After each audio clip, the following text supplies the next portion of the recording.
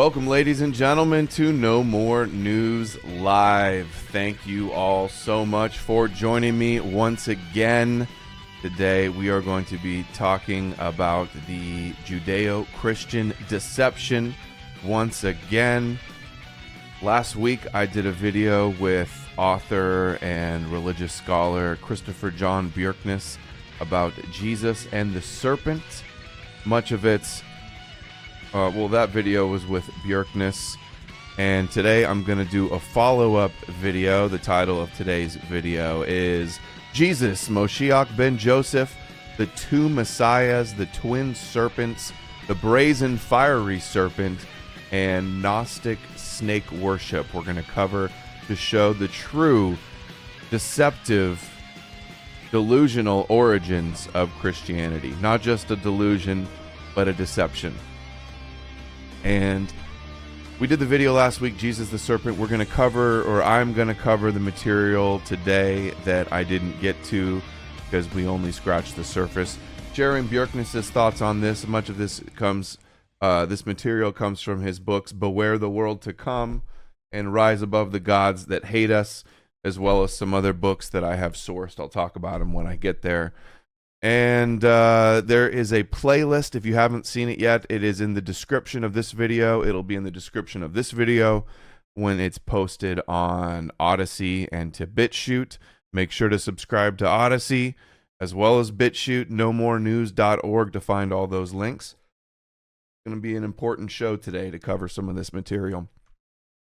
And I wanted to announce that this time, so 7 p.m. Eastern on Wednesday, 2 days from now, I have an excellent guest, Dr. Robert M. Price. You guys may have seen him before. He is like the world's expert on Christianity mythicism, the Jesus myth. He's going to come on. I am very much looking forward to talking to him. Him, along with Richard Carrier and a few others, are the top guys that have been covering the Jesus myth for decades. He's a former pastor as well. So that'll be Wednesday. He's coming on. Don't miss that. And I have a debate set up for November 5th. Remember the 5th of November. A debate with a guy named Miles Poland. He has a show called Godcast. I believe it might be affiliated with TRS, the Godcast show. And he asked, going to be on the Kill Stream, Blood Sports on the Kill Stream. Is Christianity the topic? Is Christianity a Jewish hoax, or is it real? Basically, that'll be November 5th on the Kill Stream. This guy asked Ethan Ralph to debate me. I was getting lots of requests to debate a Orthodox guy named Jay Dyer, but he declined and didn't want to debate, and had a cop-out that I'm not a serious person worthy of debate. I think he's scared. He doesn't want to be embarrassed, and his grift, he doesn't want anybody to mess with his grift. So let's get right into it today. Jesus, Moshiach ben Joseph, the twin serpents, and we have a lot of material now. This is going to be some powerful, mind-blowing stuff. Little graphic. This may be the thumbnail of some of the archetypes, some of the mythological characters that we're going to be covering today, some of the mythologies. I want to start first with the brazen serpent. Jesus in John 3:16 is widely known as the New Testament's most famous verse, God's only begotten Son. But if you go to John 3:14, Jesus compares himself to the brazen serpent, like the serpent lifted up on the pole to heal. And I wanted to start with a clip from Dr. Elaine Pagel. She's written many books on these Judeo myths, the Nag-Hammadi scrolls, the Qumran, Gnostic sects. So let's just play this clip to start with. Let's talk about the Gnostics. They flip this Genesis eating of the fruit narrative. This is a foundational question. And here's my question. As a Christian, I ask this. Did God lie? I mean, did God lie? In the day that you eat thereof, You will surely die. Surely die.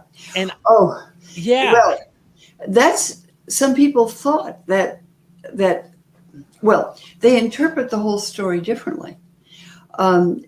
You're talking about the testimony of truth, in which it says Adam, the serpent, was saying, you will not die. The day you eat of it, your eyes will be opened and you'll know the difference between good and evil. And that's what happens, right? Right. And so they say, well, who's the serpent there? The serpent was Christ. And how do you know the serpent was Christ? In the Gnostic view, the serpent, the knowledge, the gnosis, was Christ. That's important to understand the origins and the evolution of Christianity. Originally, they thought of the serpent as the good character and the evil demiurge creator God as evil. The beginning of the Gospel of John, it says, as the serpent was lifted up in the wilderness, so the Son of Man will be lifted up. So John 3:14. Compared to the serpent, which the serpent that is on the staff of Asclepius, the healer, the god of healing in antiquity, you still have the medical symbol of the Cassideus, the symbol of medicine with two snakes on it. That's for the ancient, god of medicine. And Jesus serpents. Is there compared to the healer god who heals the world. From the Greeks. So that's the Gnostic view. And then now this is the scepter, the relic of the Greek Orthodox Church, again with the twin serpents on it. Seems to be the staff that the top guy, I'm not sure if these are the patriarchs or bishops or whatever, but the top staff here with the twin serpents seems like a big deal. And what is the explanation? What do the two snakes on the bishop's staff mean? The staff reminds us to the brass serpent erected by Moses in the desert, Numbers 21, when the Israelites were bitten by poisonous snakes. Again, a fictitious story of the Exodus and Moses. By poisonous snakes being the sign of sin and earthly demonic wisdom, the brass serpent that was lifted up was the type of the cross. Jesus Christ became sin for us, triumph.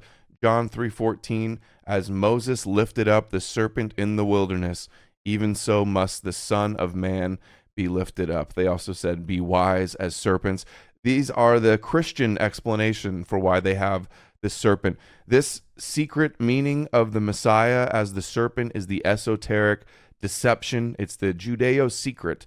When you understand the secrets of the Jews in the Kabbalah and the Zohar, which is just modern day revealing what the Gnostics believed originally, you can see Moses with the brazen surface. Here's another painting of it here, or glass art. Here's a coin on the cross. One on the cross is cursed as well, or hung on the pole is cursed, similar to Haman, in the Esther story, who represents Amalekite, as Jesus does. We see here the Easter with the fabric draped over the cross, similar to the snake. Interesting also that there's the reptile eggs, the snake eggs, the Easter eggs that children go and hunt in the grass on Easter. And then you see the Gnostic iconography of the twin serpent, the Abraxas with the whip, the rooster for the head, like to represent the rooster in the morning star. The shield represents the sun, the whip, the twin serpents, the twin messiahs.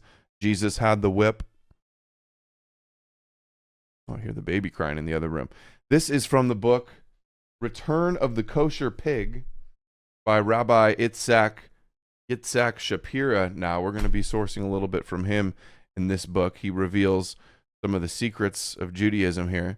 It says, he cites Moses lifting up the snake in the wilderness.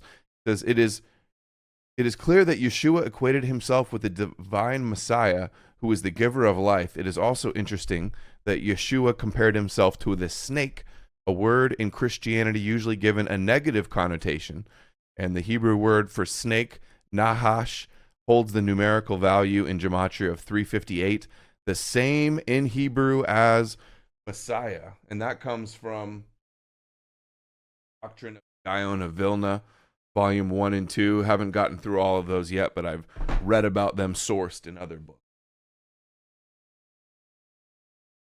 Let's see. Zoom down.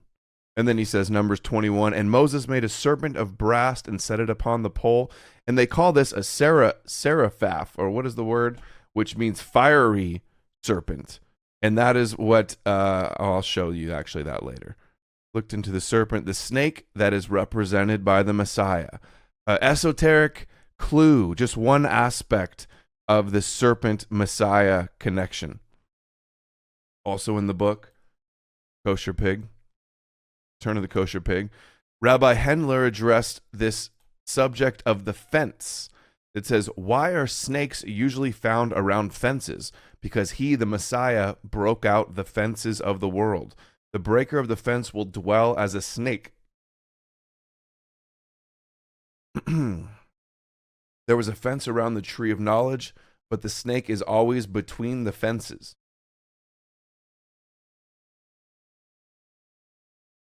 It's another comparison in this Kosher Pig book. Is it also possible that the snake that is on the fence truly represents the Messiah himself? Again, with the snake and the Messiah. This is the secret beliefs of the Jews that Christians largely are unaware of. And then when you explain it to them, they don't even want to hear it. They don't want to hear the full story because it becomes clear that it was set up as a deception on the Gentiles all along. And it was Yeshua who equated himself to the snake. Moses elevated the serpent in the wilderness. The suffering Messiah would be rejected by the many. Yeshua words as the breaker. Before we get into the twin messiahs, we're going to move over to some of this Gnostic origins. This is the Greek Orphic myth of Phanes. He's like a logos-like character, similar to Plato and Philo. He is the firstborn, introduced into Greek mythology by the Orphic traditions. The firstborn son represents the silver egg wrapped in androgynous, like the Adam character, related to Dionysus as well, which has Jesus associations. To bring light, he is the light. He is the light bringer, like Lucifer, like the morning star. To shine, firstborn, God of light, who emerged from a void or a watery abyss and gives birth to the universe, kind of like a creator deity. You can see here Phanes wrapped in the serpent, surrounded by the zodiac, similar to Jesus centered in the middle of the zodiac. And art depictions here. There's a Phanes coin. It says on Wikipedia, Jesus' death and resurrection may also be associated with the Orphic cult of Phanes, who was a dying and rising god.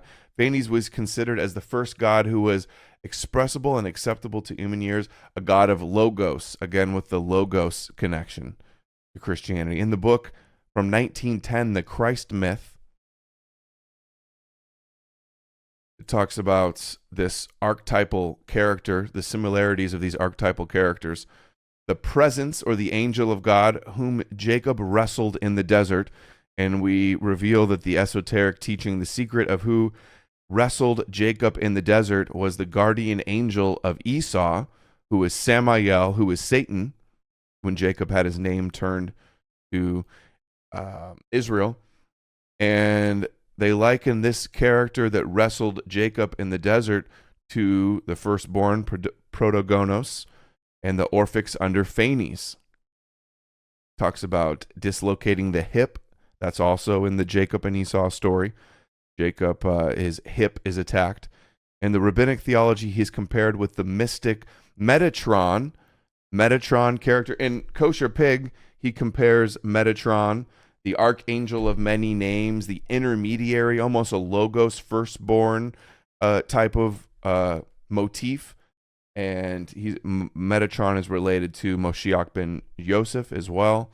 And Metatron is related to the Prince of Presence. This is all in this book too.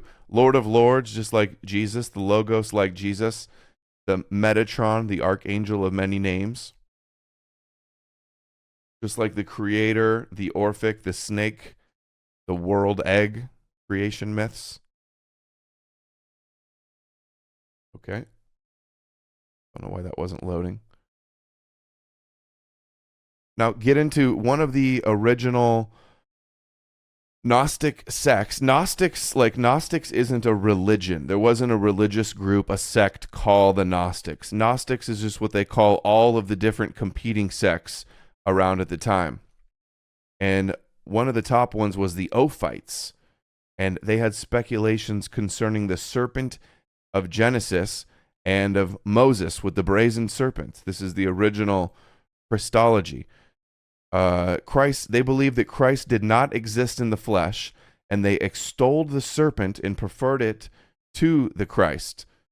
And Moses' serpent, Numbers 21:6, just as Moses lifted up the serpent in the wilderness, so must the Son of Man be lifted up, John 3:14. And they believe John is a Gnostic work. It's non-synoptic. Got many contradictions and differences to the synoptic gospels. And Eve is said to have believed the serpent as if it had been the God the Son. Interesting. So they believed the serpent in the garden was the Son of God. And actually the Ophites did not prefer the snake to Christ, but thought them identical. The Origin writes here about the diagrams of the Ophites. These seem to be precursors to the Sephirot, Tree of Life, and the Kabbalistic diagrams. And they've got many similar beliefs as well, which is more proof that what we're going to read in the Zohar has some validity. And the cursing the serpent who introduced the first human beings to the knowledge of good and evil. According to all other authorities, the Ophites claim to be Christians, claim to be the original Christians even. And it makes more sense that they would be the originals than the other way around. If there was really a Jesus that walked the earth and did these miracles and resurrected from the dead, and the apostles and the church started like they claim, there wouldn't have been people saying that he was the snake and messed up stuff. It was much more likely and plausible and reasonable that it happened the other way around. Jesus is an amalgamation of the suffering Messiah motif from Isaiah 53:52, from Daniel 9, from Zechariah, the one who is pierced, and mixed with Logos, mixed with Sophia wisdom, mixed with the serpent gnosis of the serpent worshipping Ophites and Naessenes or Naessenes, who we're going to talk about in a second. Their honor of the serpent, who they preferred to Christ, they venerated him because he taught our first parents the knowledge of good and evil. The Nag Hammadi Gnostic texts that mention the serpent, 3 appear related to early church accounts of the Ophites. And in the Jewish Encyclopedia, it talks about Gnosticism. It says, Jewish Gnosticism unquestionably antedates, which means precedes, Christianity. So these Jewish, quasi-Jewish Christian Gnostic sects unquestionably antedates Christianity. There is, in general, no circle of ideas in which elements of Gnosticism have been traced and with which the Jews were not acquainted. It is noteworthy fact that the heads of the Gnostic schools and founders of Gnostic systems are designated as Jews by the church fathers, and the principal elements of Gnosticism and eventually Christian Gnosticism were derived from Jewish speculation. There's a book here, Gnostic Secrets of the Naessenes, and it says here, shows that Gnosticism is not a derivative of Christianity, but the revelation of the true message of Jesus. And it says it proves in this book, I haven't read it, but this is the idea. Contrary to church attacks, the Naessenes were not a heretical derivative of Christianity like the church claims, but the authentic foundation and purveyor of Christ's message. Now we have Dr. Robert Price here on a Myth Vision show. Again, he's going to be on Wednesday talking about the Naessenes. Listen to what he has to say. It's been argued that the whole Christ myth thing came out of Alexandrian speculative Judaism, and that Philo, Alexandria. there were groups like the Naassenes and others who spoke of the Logos as the Son of Man and all of that, and that perhaps eventually this was historicized, and so Started off as a celestial logos, Sophia, wisdom, serpent-like celestial archangel, and got historicized because it's more powerful myth to think something actually happened, more of a stronger deception as they created a biographical and historicized mythologies about Jesus. And Philo, though he was not in that camp, he didn't go that far into it. He did have this this logos or logos philosophy that sounds so much like the Johannine and Pauline Christology that that Jesus Christ is somehow identified with Sophia, wisdom, or the synonym, the Logos, the divine reason.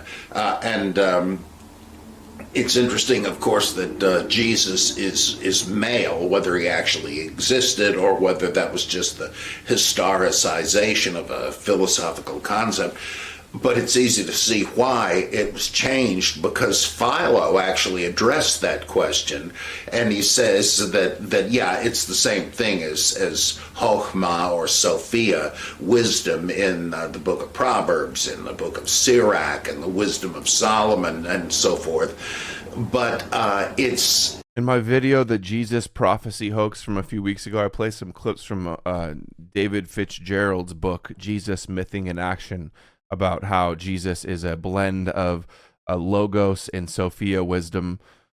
And if it originates from these Gnostic sects, then it's also the serpent too.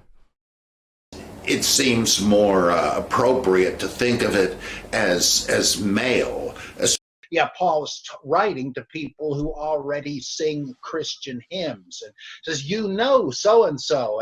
And it clearly implies that he has joined up with a movement that was already there.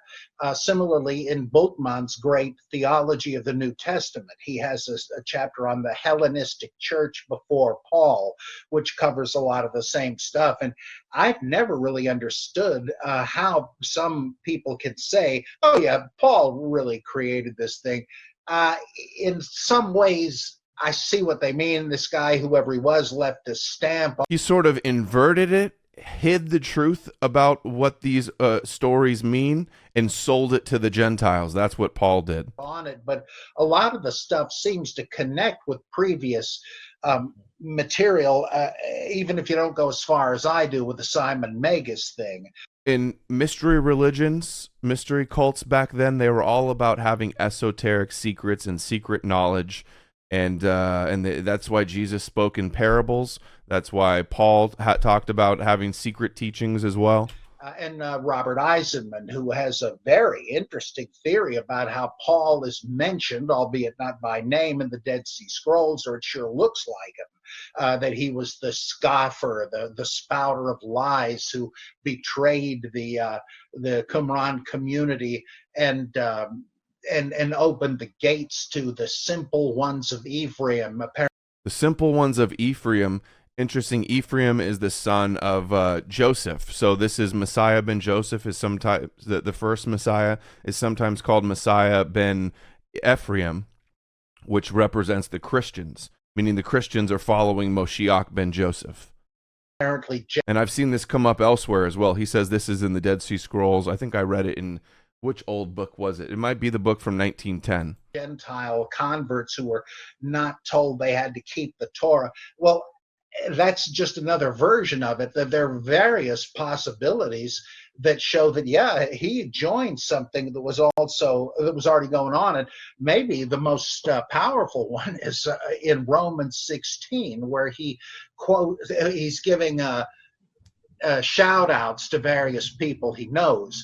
And he says, so-and-so, so-and-so, who were in Christ before, my kinsmen who were in Christ before me.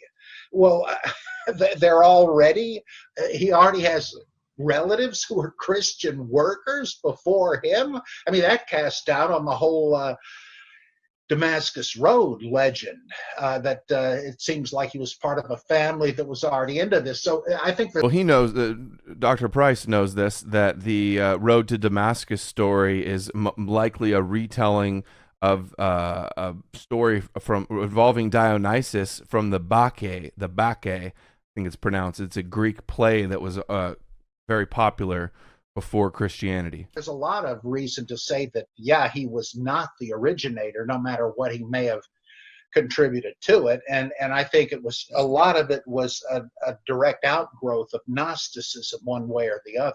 That's the important thing. Paul's version of Jesus, who Elaine Pagels wrote a book, Gnostic Paul. He really talks about Jesus as a logos, wisdom, celestial type of concept. I covered it in the Jesus Prophecy Hoax video. He says Christianity comes out of the Essenes, like he mentioned, and Gnosticism. That means Christianity came from serpent worshippers who thought the serpent was the good one. This Gnostic group related to the Ophites, the Essenes, they believe that this is possibly from Hebrew, meaning the snake, and it's a Christian Gnostic sect. The Essenes claim to have been taught their doctrine by Miriam, that's Mary Magdalene, and the disciple of James the Just. The retention of the Hebrew form shows that their beliefs may represent the earliest stages of Gnosticism. So if, like I believe, these mystery religions were popping up, and Paul hijacked it, hid the hidden secret, and gave it to the Gentiles according to what he saw as the mysteries and the secrets in the Torah, this is where it comes from snake worshiping. So we have the brazen, the hint, the clue of Jesus as the brazen, fiery serpent lifted up on the pole.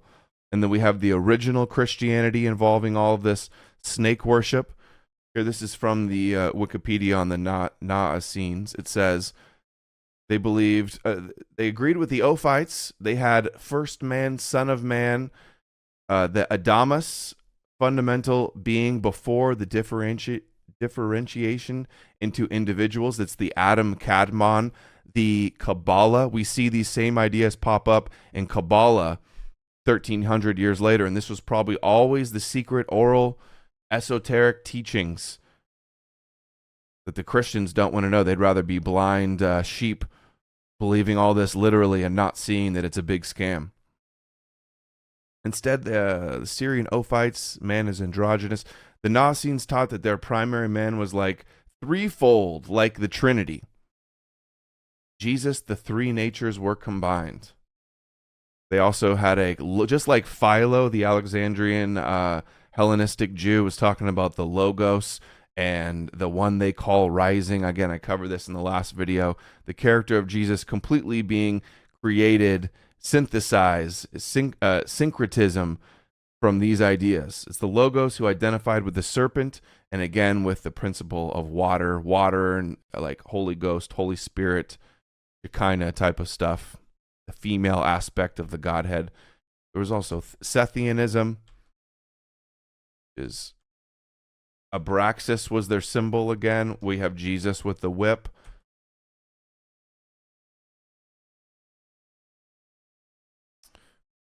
Bjerknes writes about this in his book about Abraxas, its relations to Jesus, and Typhon, the Greek serpentine giant. They will show how they believe, Jews believe Christianity is represented by the Leviathan as well, the serpent, the evil serpent.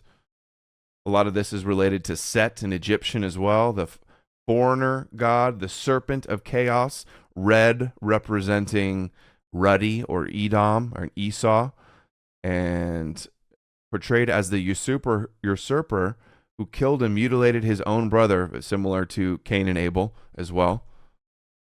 Had relationships with foreign goddesses. That's what Cain and Esau did, and related to the crocodile deity, like a serpent-like thing.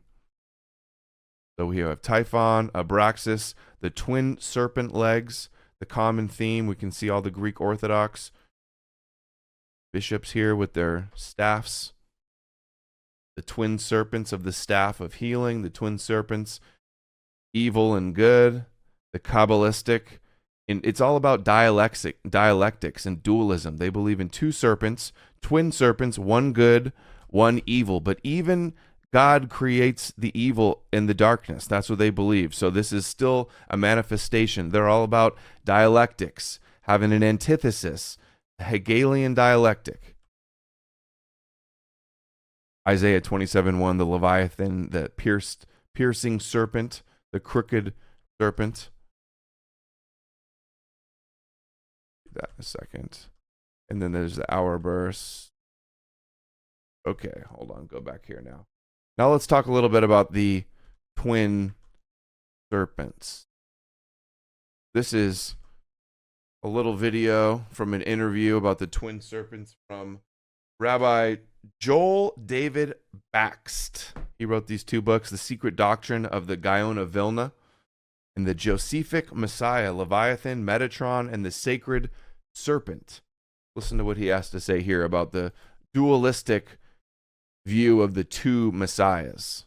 So we start with fundamental concept, and that is that there are two messiahs in Judaism. There always have been. This is not something that was created. We didn't pick this up from some other culture along the way. This is He said there always has been two messiahs. I'll show you the, other scholarship that agrees with that. A mathematical-like equation. It's a formula. It's a map. And blueprint. This is all blueprint. To Adam. The whole concept of two messiahs existed in the Garden of Eden with Adam before the fall. And essentially, and we're just speaking in large, stick figure-like terms here, Adam was in the role of the Josephic Messiah because he had work to do to make final tikkun, rectification. He was created Friday afternoon. Jacob and Samael. Coming in the Great Shabbat that night. And he had a heck of a lot of stuff to do. The sages allude to this. They asked rhetorically in one Jacob sword, and Esau. When the serpent was seducing with Eve, where was Adam? The answer is he was out working the garden, which means finishing up what God left him to do. In that capacity, he was fulfilling Yom Kippur. One aspect, the fundamental aspect of what's called the Josephic Messiah. And you go, wait a second. Joseph. Yom Kippur, Jesus, and Barabbas. Years into the future, how can there be a Josephic Messiah? Precisely. Because before there was a historical Joseph, who was a manifestation as well as a prototype for the Josephic Messiah, but the principle existed before the historical Joseph. In fact, the principle existed before even the creation of the world because it goes back into the whole esoteric matter of the polarity, the cosmic battery upon which life operates, to which God... The polarity, the cosmic battery, the yin and yang, the evil and the holy, the light and the dark, the pure and the impure, the Jew and the Gentile, the Esau and the Jacob, the Cain and Abel, the Jesus, Moshiach ben Joseph, and then the Moshiach ben David. God creates the world. And they believe in reincarnation, so every generation there's always this dynamic. And then after Abraham comes Isaac. Isaac also has something to be removed. That's Esau, and there's Jacob. And within Jacob now has the 12 sons. Okay. Now they're all pure. Although, by the way, they were suspicious why did the brothers do this heinous crime against their brother Joseph? It doesn't make any sense. These men are masters. They're gurus. They're tzaddikim. They're cosmic geniuses. They had maps to creation. How could they apparently stoop to something so low that's totally beneath them? The answer is, as is explained by the Odysee and others, they actually suspected that Joseph was the residue of their father Jacob. He was the bad part, like Esau was to Isaac and Ishmael was to Abraham. So the Mashiach ben Joseph has the impurity. So Jesus has the impurity of the serpent. That's what he's saying allegorically here. In any event, that's a whole other story as well. He took them. That's the Erev Rav. They're attached to Israel all throughout. The Erev Rav, the leader of the Erev Rav, like the rabbi in the other video says, that Moses will reincarnate and lead the Erev Rav, the mixed multitude, and will be a double agent. He basically says Jesus is a double agent of the Jews, rubbing it in our faces, and the Christians just want to plug their ears and cry. History. They're the backside. And what part of the nation of Israel do they attach to? They attach to what's called the Josephic Messiah aspect. Klal Yisrael, all of Israel, operates throughout history with the two messiahs within them, always. It's the dynamic, it's the dynamo, it's the battery with its two terminals, positive and negative, and that's known as the twin messiahs. One of the main sources for all this information states that there are actually 156 different aspects to the Josephic Messiah. We're not even talking about the Davidic Messiah.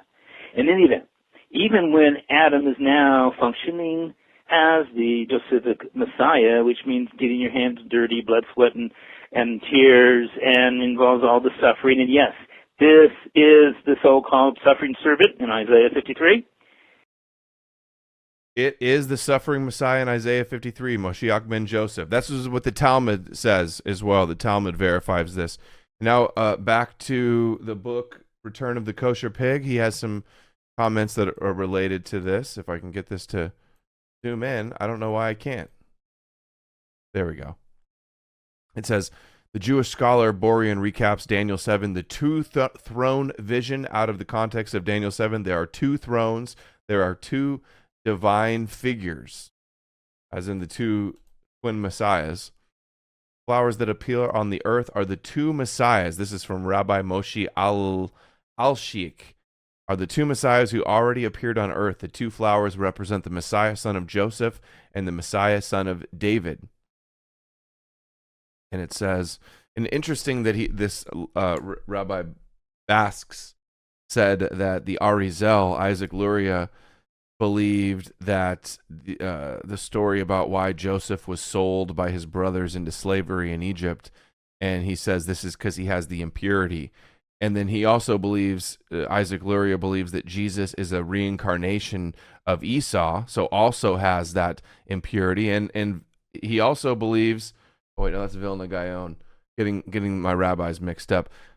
Vilna Gaon believes that the Messianic age started 1,500 years ago, so at the time of Jesus.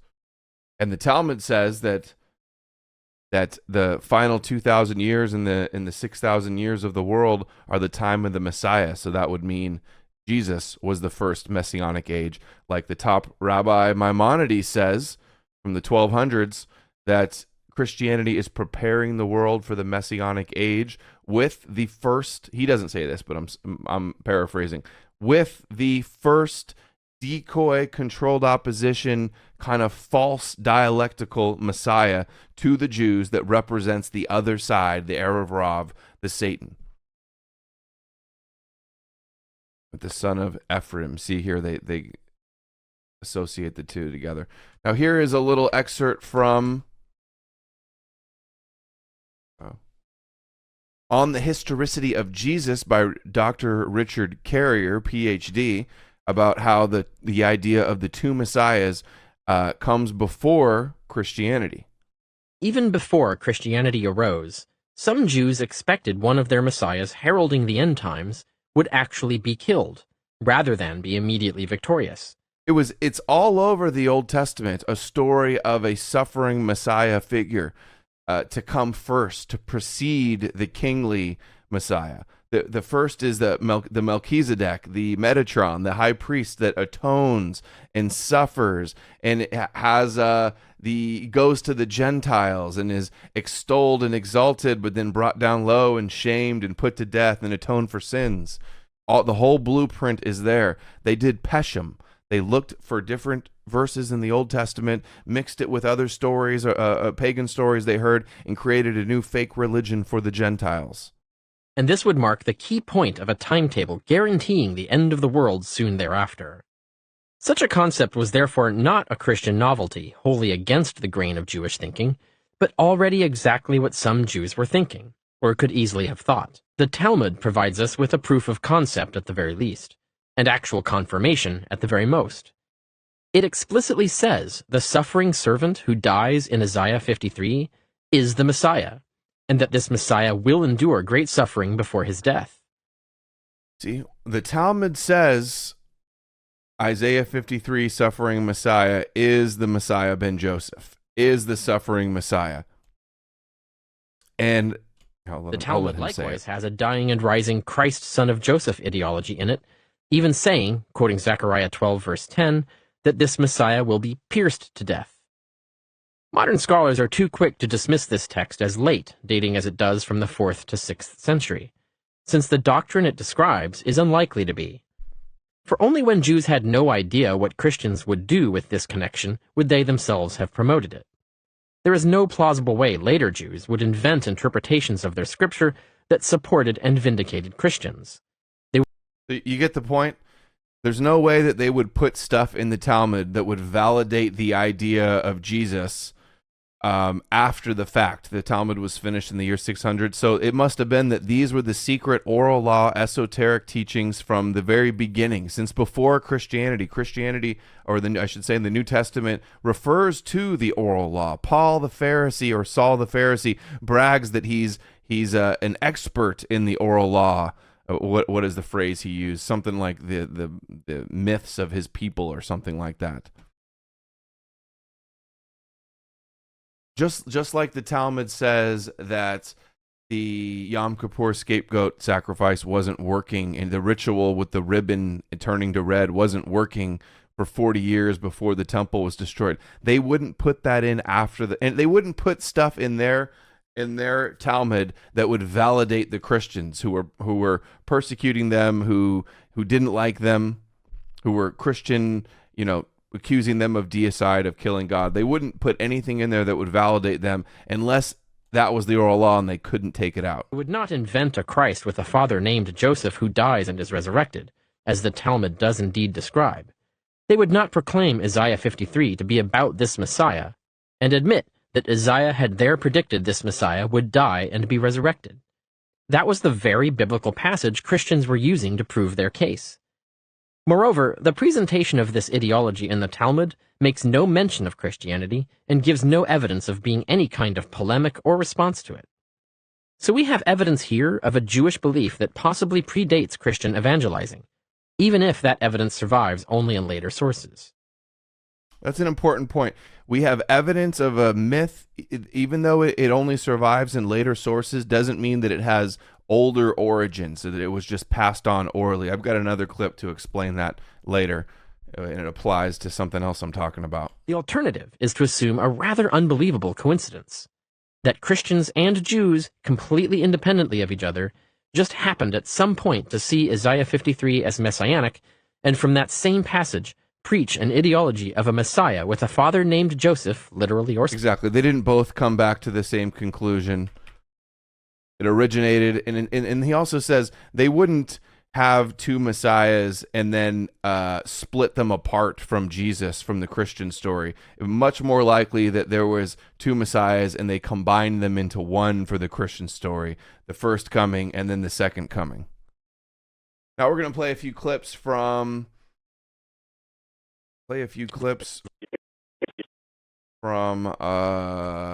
this is Rabbi Yitzhak Shapira with Israeli Benny Hinn. Benny Hinn, I'm pretty sure he had an extramarital affair with Trump's top spiritual advisor, Paula White. When Moses, when he was brought up, where was he brought up? In Egypt. Correct. What did he destroy? Egypt. Correct. And the God of Egypt. When you ask me, and now What he's saying is that Jesus was brought up with the Gentiles, and then he's going to destroy the Gentiles. That's what he meant by that. Jesus is Moses is the prototype of the Messiah. The argument I can he's be making. honest with you, because not that I wasn't honest before, but when He wasn't honest before because he's going to say that Christianity is going to be destroyed, just like I've been saying all over the place. Christianity is Edom. Edom's going to be destroyed.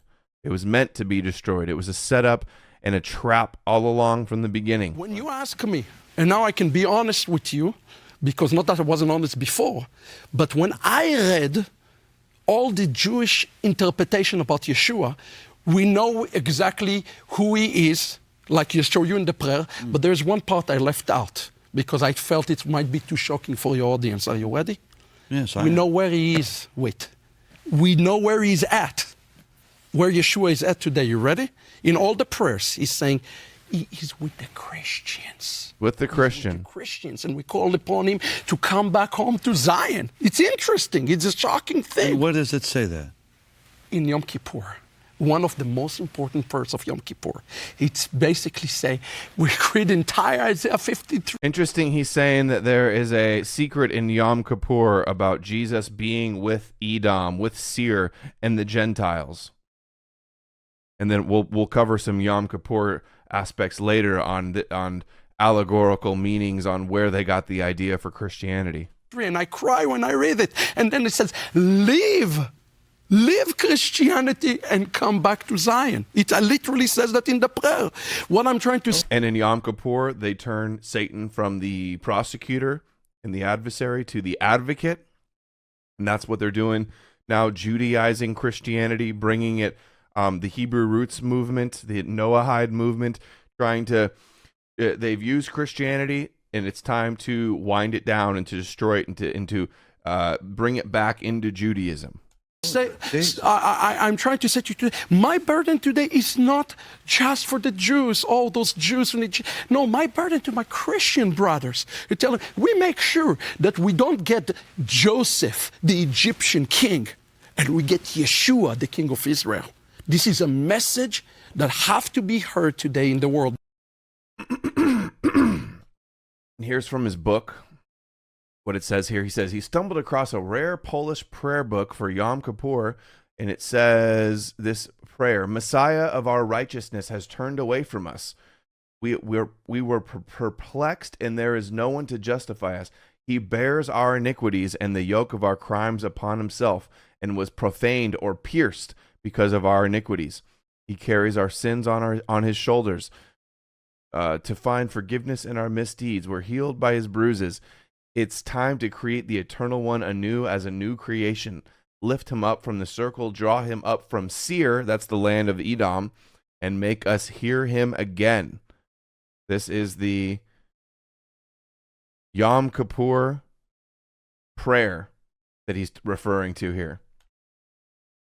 This same Arizal. Now we're talking about Arizal, that is the Isaac Luria, the top Lurianic Kabbalah, what Chabad follows, the top rabbi, one of the top rabbis ever, Isaac Luria. He believes Jesus is the reincarnation of Esau. Esau, to the Zohar and to this rabbi, his guardian angel is Samael or Satan. So Jesus is an incarnation of Satan. To Judaism, how is it not obvious? He's the adversary, he's the prosecutor, he is the embodiment of idol worship for the Gentile world. He's the prosecutor that persecutes them. Esau hates Jacob. They instilled that into the Gentiles, a straw man attack on the Jews, that they killed God, that they are a synagogue of Satan, all of that. They scapegoated the Christians, the Gentiles, with the sins of the Jews, inverted their evilness to turn themselves into the victims and the Gentiles into the villains. This same Arizal. יהיה לחידוש, And he says, Yeshua Notzri, the one that started Christianity, the one that was a student of Yeshua ben Pachia, he's the Gilgul of Esav. Yeshu, the guy, Jesus, the guy that started Christianity, is the Gilgul, the reincarnation of Esau.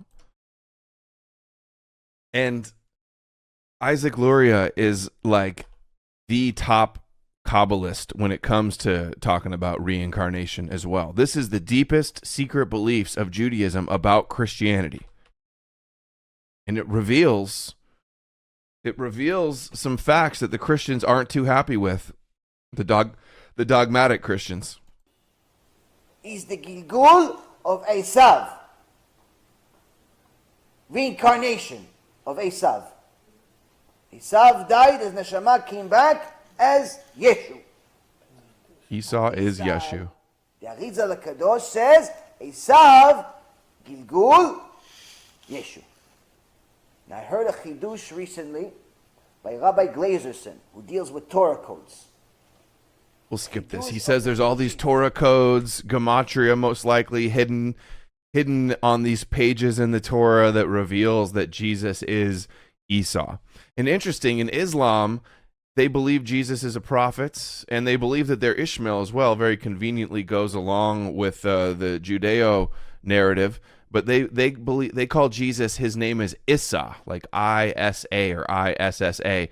Issa is extremely close to Esau. And then we have again from Turn of the Kosher Pig, Rashi explains the identity of the shepherd, or Jesus, the sheep in the flock following their Jewish false Messiah shepherd, is Esau, who is described as God's fellow in the sense that God entrusted his flock Israel to him during their period of exile. Mashiach ben Joseph's role is to first scatter the Jews and then to bring them back through the whipping them back, the persecution. The Holocaust is the narrative that they use to create Israel.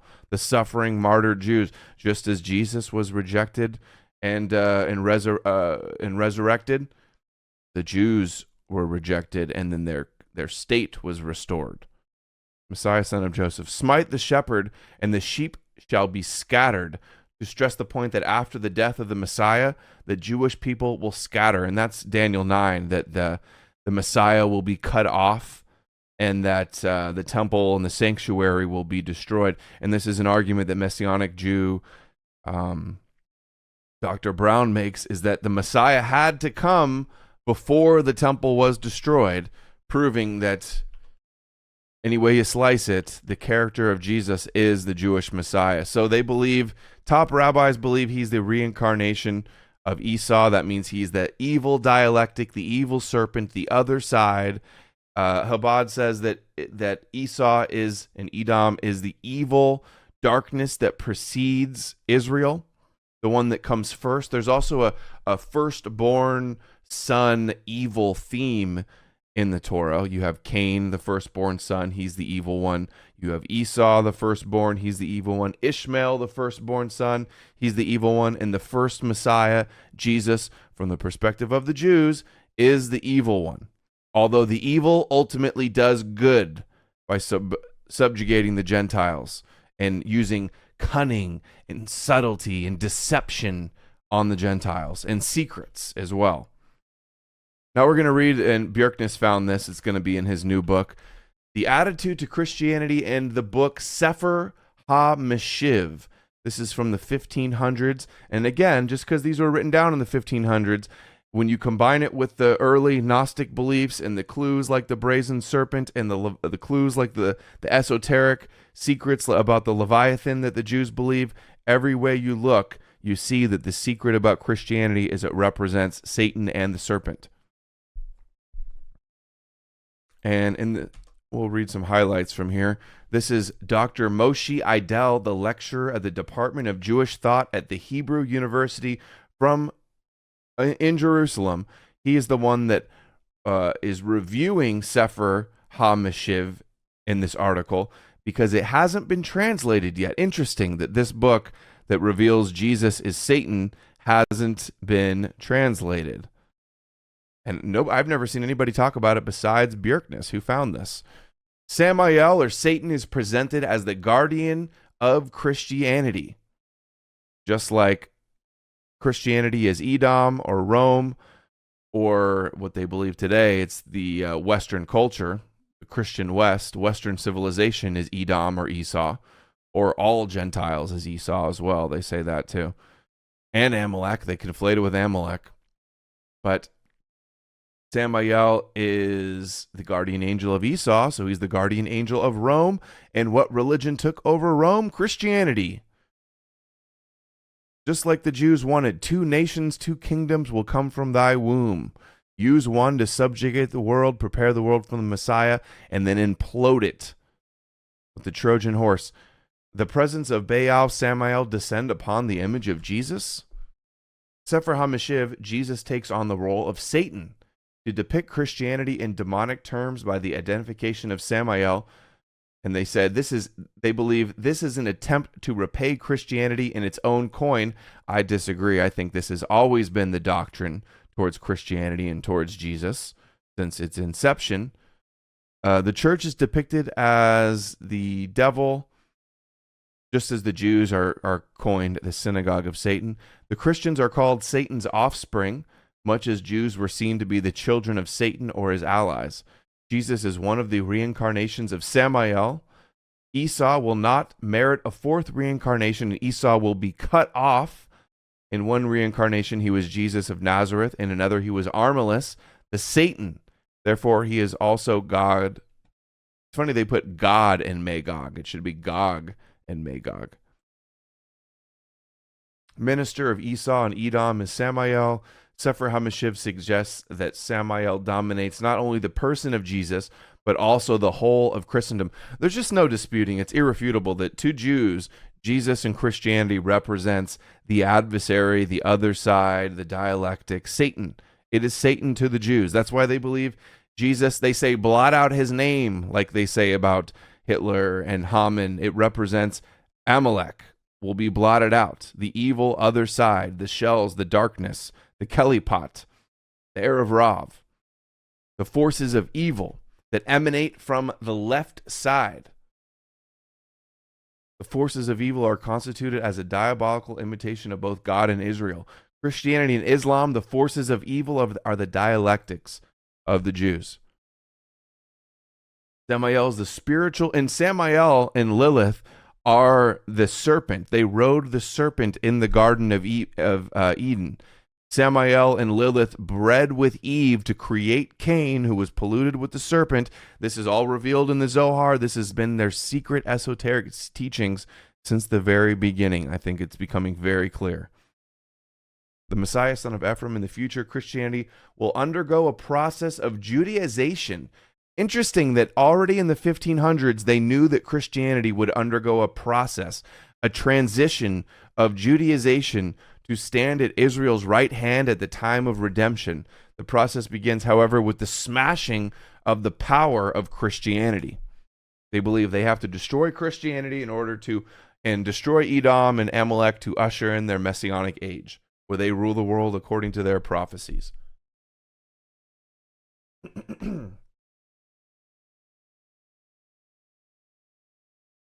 He will be the prince over you and will make an accusation against you that you have no right to exist in the world. That's what Satan, this sounds straight like Zohar. For Esau is Lot, but will be known by the names Esau. When the time comes for the arrival of King Messiah, then will this secret become known. They're just revealing it's a secret. Bjerknes has decoded all of their secrets, and the Christians would rather just keep going along as dupes than admit they were wrong. The wicked Samael. Esau is none other than the wicked Samael, and that's Jesus. And during the time of the birth pangs of the Messiah, he is named Esau. Christians are in so denial. They are not handling this well, especially the anti-Jewish Christians. They think Jews are liars, and they've fallen for the biggest Jewish lie of all time.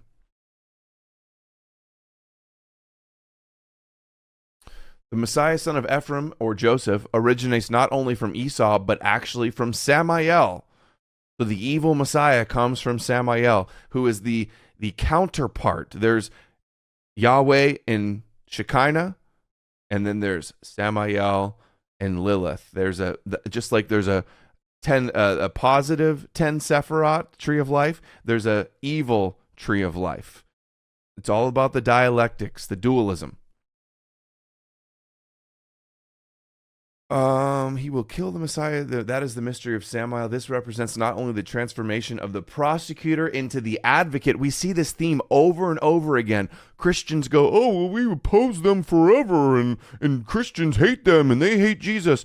It was set up to be a controlled dialectic, and the plan all along was to turn you from the prosecutors to the advocates, and that's what we see. Look at Christianity. Look at the evangelicals. Look at the Christian Zionists. Look at the Vatican. They're all going along with the Zog agenda. Sure, there's still some holdouts that are still anti-Jewish. The ADL and the Jews use them to build up their victim card anyway, and to discredit real legit critics of Jews.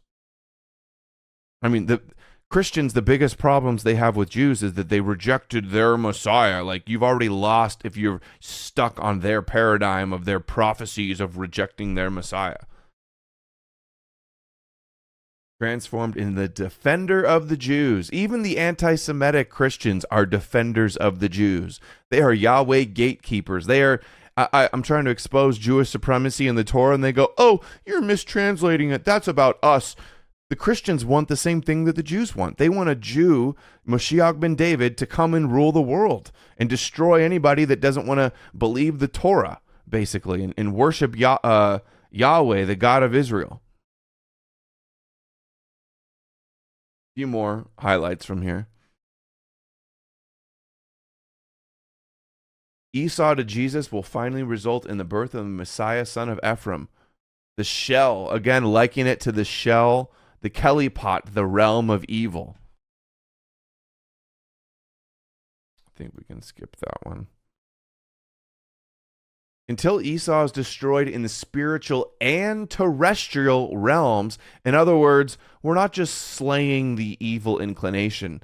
That we're talking about Esau as descendants, as a nation that needs to be destroyed in the end times, in the terrestrial, the real world. Just like the Zohar says, Esau will have no share in the world to come. Jacob will have heaven and the earth. This will be part of the process of the death of Jesus will be the part of the process of the eradication of evil from the world. They consider getting rid of the pagan, the other religions, that Yahweh's jealous. He can't allow other religions or other customs, other beliefs. So that's getting rid of evil from the world. A preparatory stage for the coming of the Messiah. Again, like Maimonides says, it's preparing the world. The conception of the Messiah, son of Ephraim, or Joseph, as the reincarnation of Samael, or Satan, and Jesus was adopted by several other authors in other books as well as the Ari, Isaac Luria.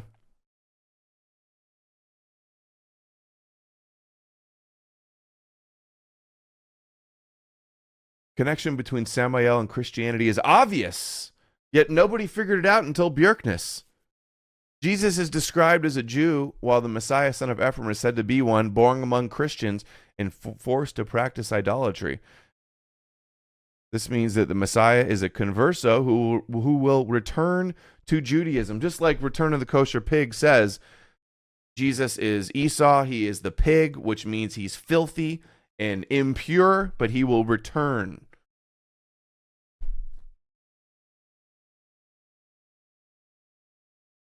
So some next citations we're going to go through. This is from koshertorah.com, The Legend of Armilus by Rabbi Zadok. What does he have to say? He goes, due to the nature of this material, many Christians, especially Catholics, may be offended. Yeah, trigger warning. And it basically, he says the same thing. Jesus is Edom. Christianity is Edom. It's Esau. He is said to be the head of Edom, king of Rome. Romulus implies the ultimate enemy of the Jewish people, sits on the Catholic Church.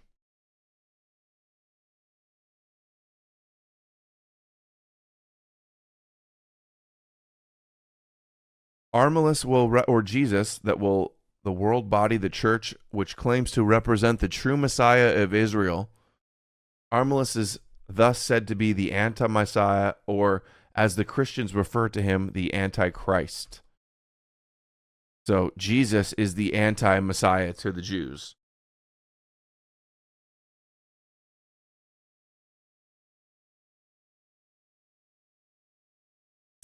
This rabbi says, how ironic that one whom the Christians believe will lead them to world dominance, Jesus, will be none other than the archetype antagonist of both God and Israel. So that's what he believes Jesus is.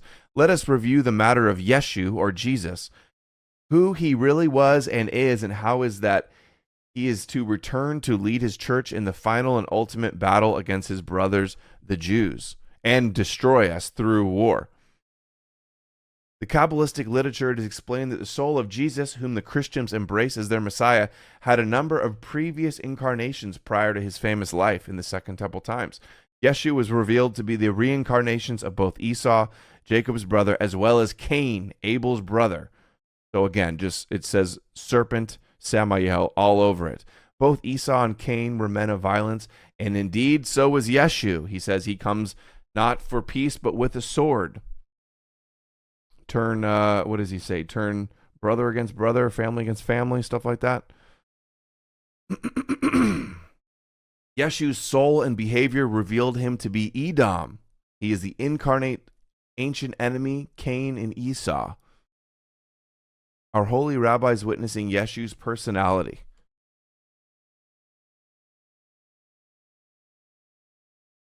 And that Armilus is none other than Yeshu himself reincarnated. That's what they believe, the connection.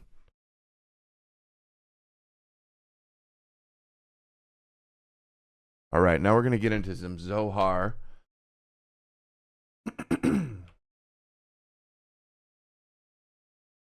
Zohar, written in, 1300s? When Jacob arose against Samael, the grade of Esau, or the guardian angel of Esau, Samael, or Satan, fought and wrestled with him, but Jacob overpowered him in several ways. He conquered the serpent with cunning and subtlety. So again, use trickery and deception. That's how Jacob wages war on Esau. But he was only overpowered by the goat. This is where Yom Kippur comes in. The two goats he served to his father Isaac, meaning the serpent and Samael. Nevertheless, he has also conquered and overpowered Samael in another battle. This is derived from the verse, and wrestled with man, did not prevail against him. Zohar, again, it says, come and behold, when the serpent, Samael, deceived Adam and his wife, when he approached her and injected impurity into her, creating Cain, Adam succumbed to temptation. Then the world was defiled and the land became accursed because of him. He brought death to the world, and the world was punished because of him, until the tree of life came, who Jesus is often compared to the tree of life, atoned for Adam and subjugated the serpent so that his seed will never rule over the seed of Jacob. In other words, via Yom Kippur, esoteric secrets, they created the Christ myth in order to atone for Adam and subjugate the other side, so that the Gentiles will never be able to rule over the Jews because of Christianity.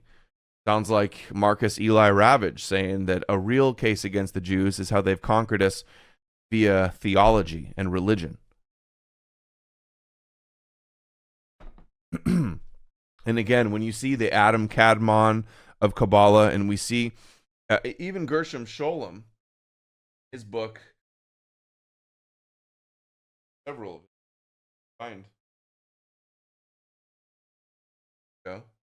Anyway, he talks about, where is it?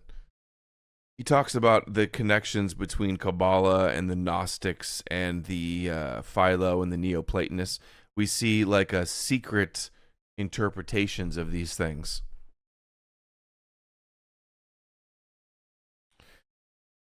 Shnei Lukot Habaritz, Jewish commentary. It says, in the future, as the Messiah, however, he will take revenge on the forces of Esau in the manner of a serpent. And they know that because of Isaiah 14:29. For from the root of a snake there sprouts an asp. The Messiah waging war on Esau or the Gentiles in the manner of serpent or Jesus. And Isaiah 14:29 is there. Let me show you Isaiah 14. Here's Sepharia, Isaiah 14:29. Rejoice not, Philistines or Gentiles, because the staff, think Moses' staff, throws it on the ground, it turns into a snake. He holds it up. As long as he holds up his arm and the staff, they win the war against the Amalekites. That's what Moshiach ben Joseph is supposed to do, is wage war on the Amalekites. And it says, because the staff of him that beat you is broken, because the suffering Messiah died, for from the stalk of a snake there sprouts an asp, a flying seraph, branches out from it. Interesting, the branch is the messianic word as well. And what does seraph mean? It means fiery serpent. And what did they source? Numbers 21:6, which is the fiery serpent, the brazen serpent that God told Moses to make to heal the Israelites from the snake bites. So we have this seraph, fiery serpent, the brazen serpent here, and then saying that in the manner of the serpent, the fiery serpent, Jesus, they're going to wage war on Esau or the Gentiles. A little complex. You have to understand just some of their basic beliefs and decode a little bit of their veiled secrets, and it all becomes pretty clear. Zohar again, now it says, the goat being sacrificed to draw the serpent to his place, to subdue the serpent. Wisdom, so as to control the serpent so that he cannot do evil. The goat shall bear upon their iniquities. This refers to Esau, who is hairy. Esau, the goat in Yom Kippur that's given to Azazel or Samael or Satan, is considered Esau. All of this was done wisely and cleverly. Why? Because it was written, and with the perverse you will show yourself subtle. So be subtle. Because the Gentiles are perverse and evil, you can be subtle and use deception against them. That's the sick mentality they have. This is the evil serpent, the torturous spirit. So there's an evil serpent and there's a sacred serpent who accuses above and incites below. Jesus is the accuser of the Jews, right? He rebuked the Pharisees. He whipped the money changers. He flipped their tables.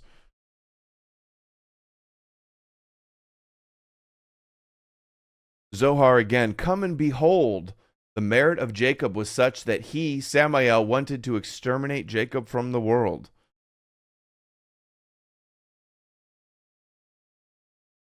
The evil serpent is strengthened and ruled when the moon is defective. Then Samael came and denounced Jacob and wanted him to perish from the world.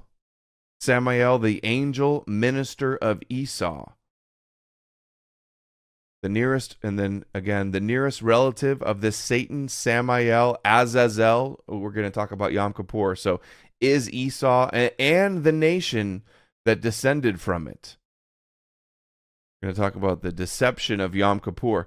Presenting the scapegoat to Samael is like throwing a bone to the dog. In other words, offering the deceptive false Messiah Jesus to the Gentiles is like a way to subjugate them and subdue the Gentiles. So we cannot accuse them, at least in a legitimate way.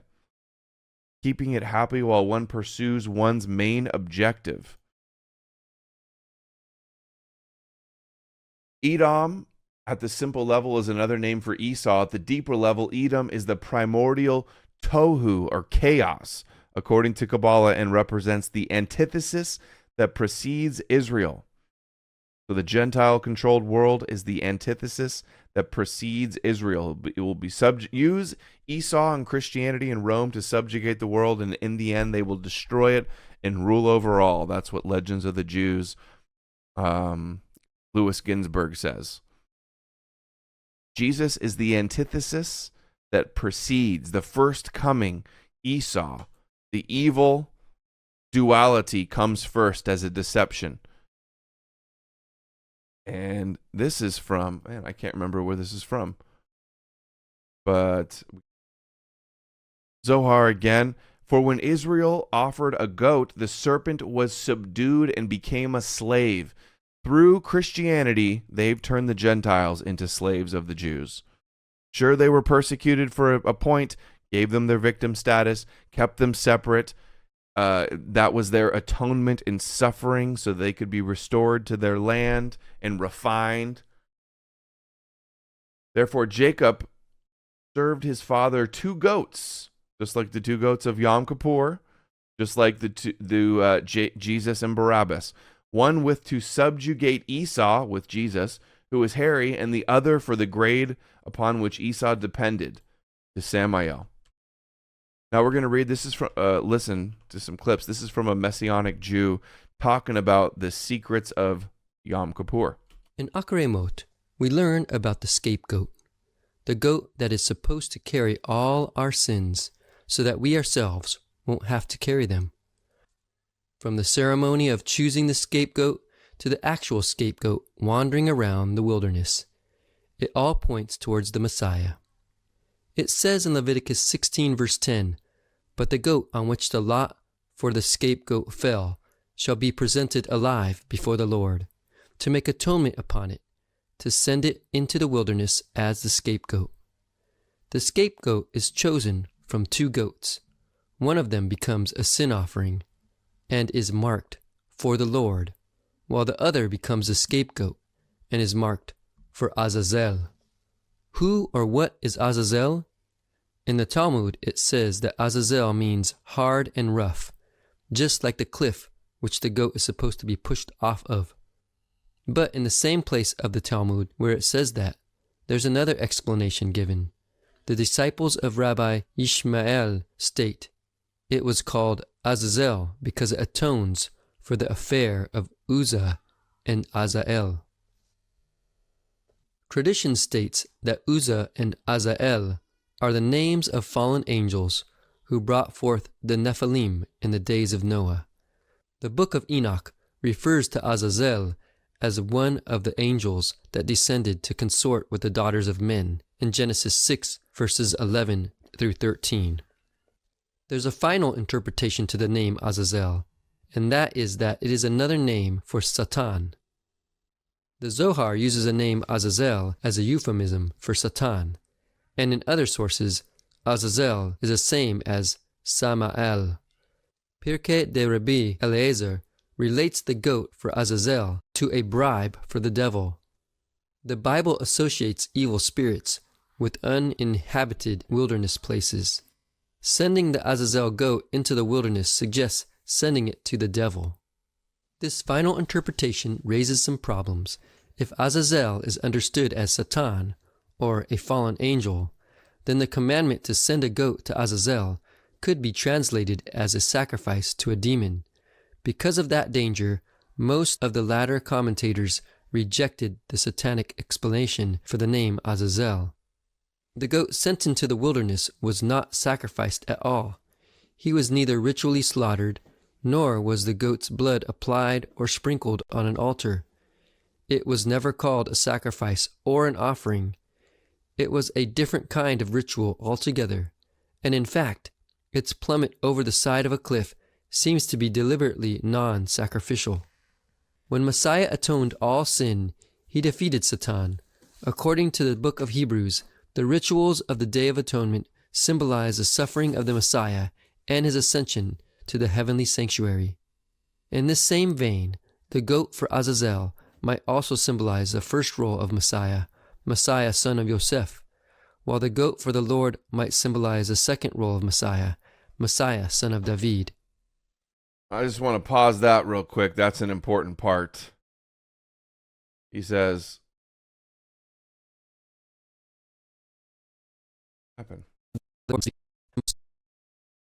so one of the goats is Messiah son of Joseph, and the other goat represents Moshiach ben David. And then we see this in the New Testament, the story of Jesus and Barabbas and Pilate, one being let go. This is a retelling, allegorical tale, fairy tale, showing how Jesus represents the Yom Kippur sacrifice and the two messiahs. Yosef. While the goat for the Lord might symbolize the second role of Messiah, Messiah, son of David.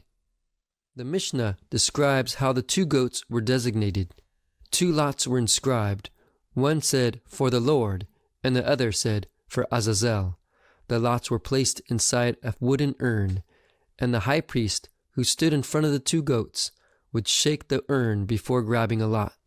If the lot that said, "For the Lord," came up in his right hand, the people considered it a blessing. If the lot that said, "For Azazel," came up in his right hand, the people took it as a curse. Once the goats had been chosen, the high priest differentiated them by means of woolen scarlet yarn. He tied scarlet wool around the head of the goat, which was to be sent forth, and turned it around, his back to the sanctuary, to face the way it should be sent out. On the one that was to be slaughtered for the sin offering, he tied the scarlet wool around its neck, at the place at which the slaughter was to be made. Jesus put on a scarlet robe. The Mishnah says about the man who took the scapegoat into the wilderness. What did he do? He divided the piece of scarlet wool. He tied half of it at the top of the rock, and he tied the second half between his goat's horns. Then he pushed him down backward. The goat went rolling and falling down. It did not reach. Chat's making some good points. It's 2021. Troggy Trog says, why do we still have to deal with wacko religious zealots of an ancient man-made desert cult? And I saw another one. What was it? On Mr. Punish says, schizo desert shamans coming up with this nonsense. Well, we got millions of Christians, billions of Christians and Muslims that believe all of this stuff is true. Validating the delusions of the Jews. Halfway down the mountain before its body was torn apart, limb from limb.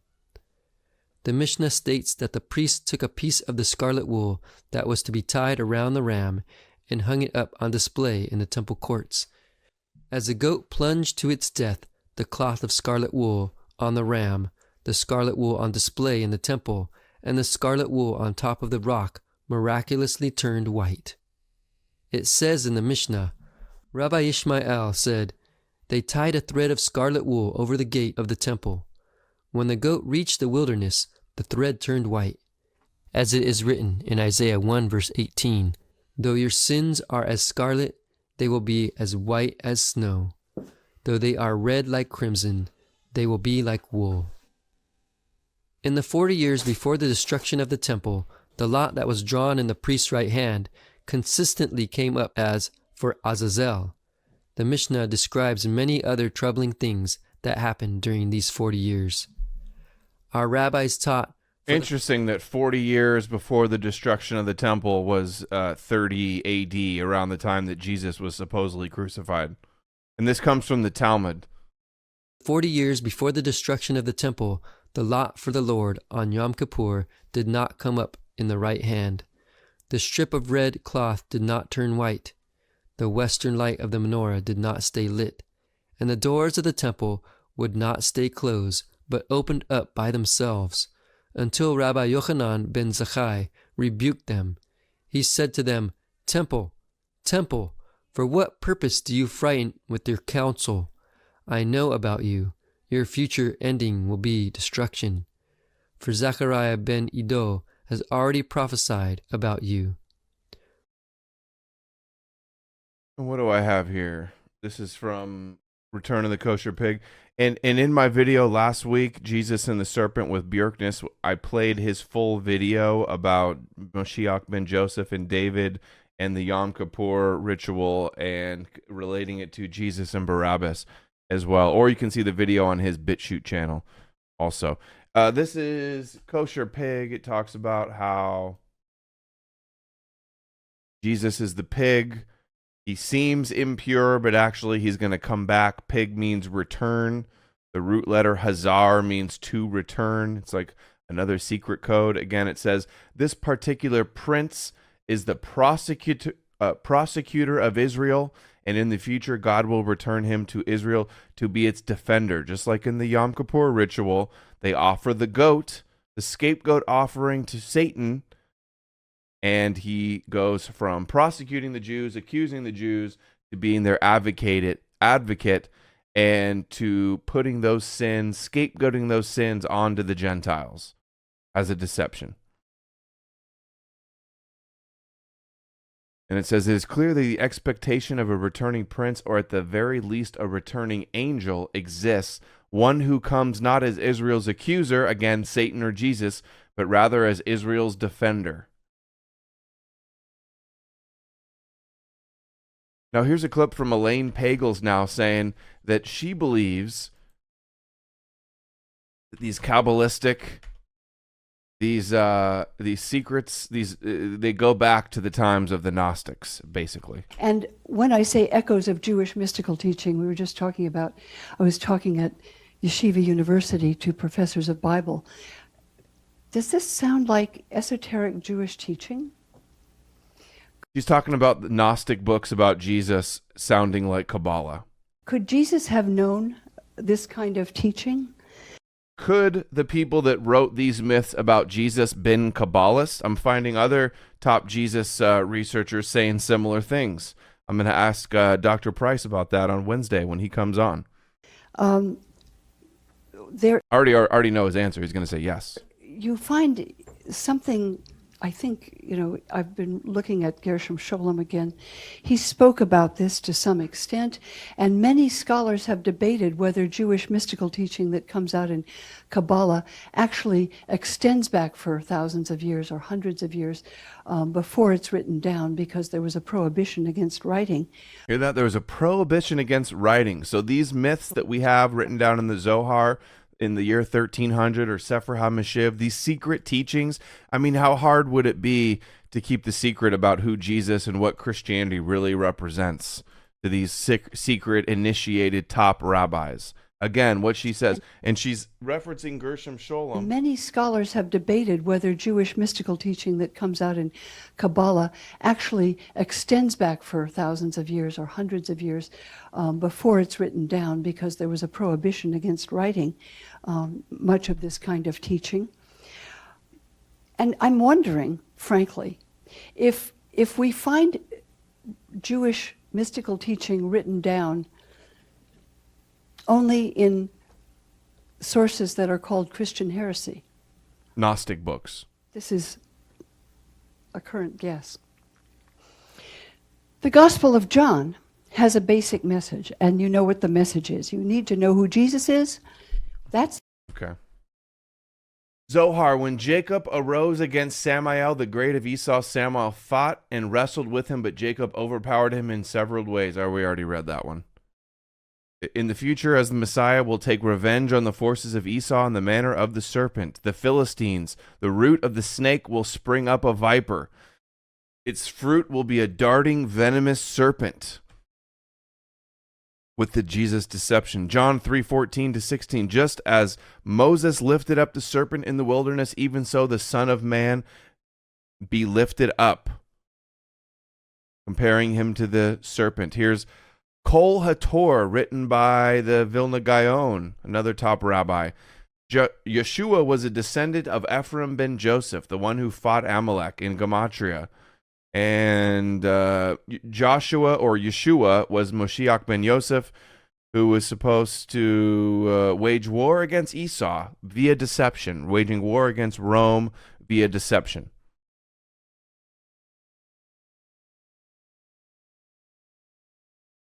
I'm going to skip that for time's sake. Here's even Messiah ben Joseph, according to Wikipedia, Lurianic Kabbalah. They talk about reincarnation. The righteous priest would be Abel, Seth, Noah, and Shem. And Messiah ben Joseph was incarnated as Cain, or which they believe, again, is Satan's, the seed of Satan is Cain, according to the Jews. And that's who Moshiach ben Joseph, or Yeshu, or Jesus, comes from. Most of the Messiah ben Joseph claimants have been Kabbalist. Okay, that's not important. In this book, The Tormented Master, Life of Rabbi Naaman of Bratslav, by Arthur Green, says, this is the one I'm looking for, there's no blemish, here we go. The soul of Davidic Messiah, according to Lurianic sources, came through Moses and David. Its first appearance in the world had been in Adam's son Abel. If it had been the soul of the righteous one, righteous rabbi, whom we have had the occasion to mention elsewhere, there is no blemish to be found in his record. But Messiah ben Joseph's soul had formerly been that of Cain, the original sinner and object of divine curse. The one who's hung on a pole is cursed. The incarnate of Joseph, or Jesus, Messiah ben Joseph, atones for the sins as well and is resurrected. They believe in the stories. Again, just everywhere you're finding the same themes. Here's Beware the World to Come from Bjerknes. Zohar refers to the Messiah as the holy snake. The morning star, Rabbi Hillel writes, the morning star, Lucifer, the light bringer.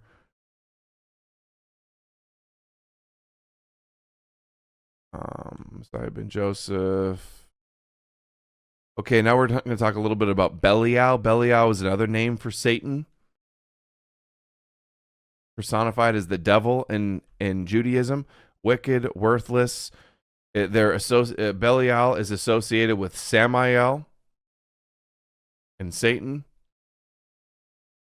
and the antagonist to God, dragon of the abyss. And the reason Belial is related to Armilus, again, showing that it's related to Jesus. This is Toward the Millennium, Messianic Expectations from the Bible by Peter Schaeffer. And Samael, the accuser, the seducer, like Jesus seduced the Jews to idol worship. Believed to be the father of Cain, the partner of Lilith, the angel of Rome.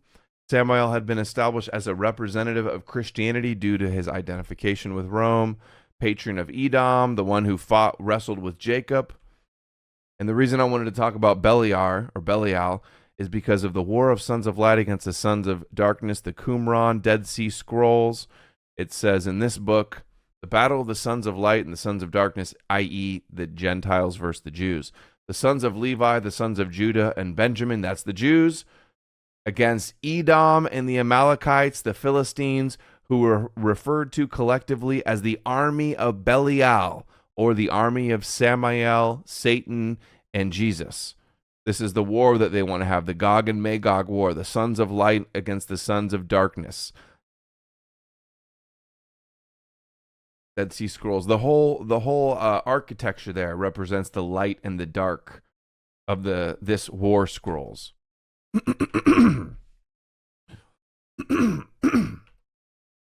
Christianity and Christian persecution of Jews has turned them into the victims.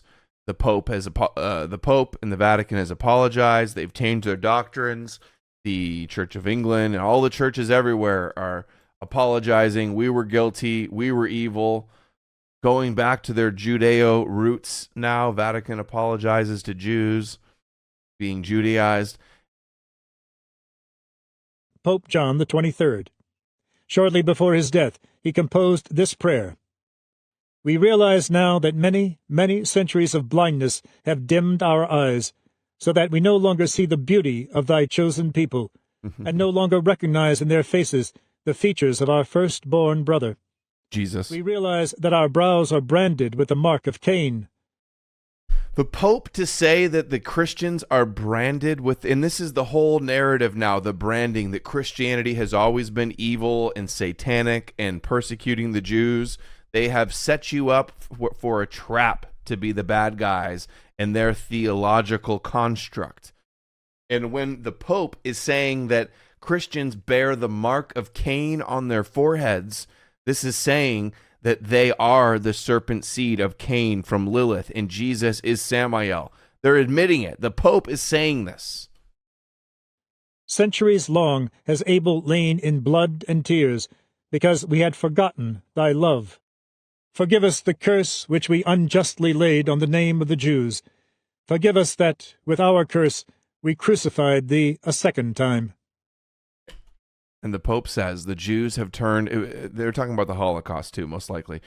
They have crucified the Jews now. And they're the new martyrs. The martyr Jesus replaced by the martyr Jews. Holocaustianity. Also, the Vatican, Michelangelo sculptures you can see here. This is Eve as the serpent. Eve as the serpent. Eve and Samael, the androgynous godhead that bred with Eve. Lilith, I should say, that bred with Eve to make Cain. This means that the Vatican, there's Kabbalists in the Vatican. There's always been Messianic Jews and Kabbalists rubbing elbows with top Christians, influencing their doctrine whichever way. I mean, you can when you have a religion of obedience and sheep-like followers, you change the doctrine, you can change people's minds. And this clearly shows here, as you can see the woman snake up here, it shows that they know about this Kabbalistic Lilith, Samael in the garden type of beliefs. And it shows that they believe they are the seed of Cain as well, or Esau, related to Jesus as well. I covered this in the video with Bjerknes. Pope, let's pledge to ban anti-Semitism from humanity. Man, I'm stuttering like crazy today. Church of England reports admit Christian anti-Semitism helped lead to the Holocaust. Oh, it's all our fault now. And here's Legends of the Jews from Sefaria. It just talks about how the birth of Cain, he's polluted with Samael. There's no disputing it. This is their beliefs. It's been their beliefs from the beginning. They just, like they claim, they've always had the oral law, the secret meanings of the Torah, and we're finally figuring them out and making videos about it. And the Christians would rather keep their heads in the dark and their heads buried under the sand and not know about these secret beliefs and keep worshiping this trap.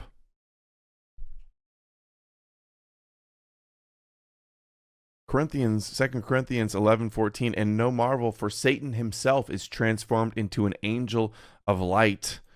Gives new meaning to that verse, right? And then we have John 4:22, ye worship ye know not what. We know what we worship, for salvation is of the Jews. Is that like rubbing it in the Gentiles' faces? You don't know what you worship, and we're the ones that are going to get salvation? That's how I read it. That's how I read that, John. Here's a little bit more of Rabbi Yitzhak Shapira talking about Jesus as the Esau and the kosher pig. This is a modern-day Paul, Pastor Benny. He comes from an ultra-Orthodox family in Israel and has been leading rabbis to faith in their Messiah. Amazing story, amazing ministry. Leading rabbis to the Lord. Not just rabbis, but ultra-Orthodox rabbis. A revival is happening in Israel. Why would you write a book called The Return of the Kosher Pig? What a title. So you were raised in Israel. Yes. Or you... He's going to talk about the pig. I just saw a good comment in the chat from Damn Bigfoot, who is damn based. He says, the time of the Gentiles. Yes, Christianity was always set up from its inception to only last for around 2,000 years, the time of the Gentiles, until the time of the Gentiles is fulfilled and the age of Pisces ends and the 6th millennium ends and then the Messianic age commences with the destruction of Edom, Western civilization. And thanks to Christians, they're going to allow that to happen. These Christian Zionists and the controlled opposition dupes, controlled theologically. You know that when we talk about pigs, we're thinking about something that is unkosher. Correct. There is a mystery that our sages, Jewish sages, talking about, that everything that appears unclean, truly unclean on the externality, can be very clean on the inside. Let me give you an example. Please. God says in the scripture never to make an image, right? In the 10, when he gave the 10 commandments, he said never to make. But in the book of Numbers, in the 21st chapter, as the plague hit the Jewish people, what do they look upon? And they become healed. Brazen serpent. Wait a second. God says not to make a serpent, but they make a serpent and they become healed. After he said, don't make an image. The Bible doesn't make sense in some regard. There is a mystery that they think that appear, what they appear, they are not really the reality of what they are, okay? In other words, according to Jews, Jesus appears evil like the bad guy, but really he's working that ultimately benefit them. That's what he's trying to tell you guys. The Hebrew word snake, do you know? It's the word nachash. Right. It's equivalent in the mathematics of the Hebrew letters to the word Messiah. It's the same Hebrew word. Serpent and Messiah in Hebrew they have the exact same mathematical value, actually. Now, coincidence? For a moment. I want to. There is a passage in Psalm 146 that says that the Lord will loosen the prisoner. Okay, the question becomes, who is the prisoner? Who is he talking about in the Psalm? Right. The sages of old, and when I'm talking the sages of old, I'm talking even before Yeshua's time even, says that this prisoner, the word prisoner in Hebrew can mean forbidden, so you can read the text saying the Lord going to take something that is forbidden and he's going to make it kosher or permissible. I want you. So some of those sages understood this passage on the Psalm to explain to us that this thing that is going to be unkosher, like a serpent, something that is very unclean, we all agree, and he will heal Israel, just like in number 21, is going to be the Messiah, who is resemble a pig. And they explain, you know, funny, Hebrew is a funny language.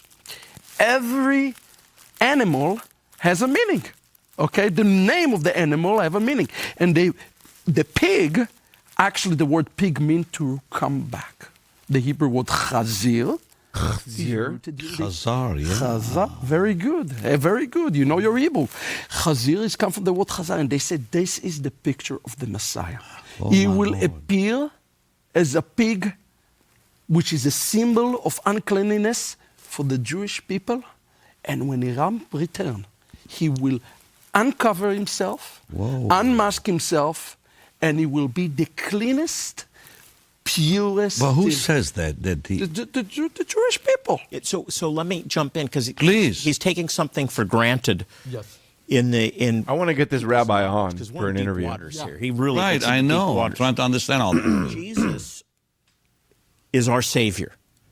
Christianity has recognized him as God's Redeemer for 2,000 years.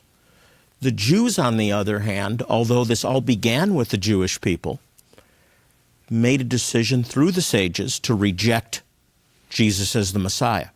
So for 2,000 years, and the church hasn't helped in this process because of the blaming Jews for killing Jesus. That was the plan. 2,000-year history of animosity and persecution, sadly, in the name of Christ and Christianity.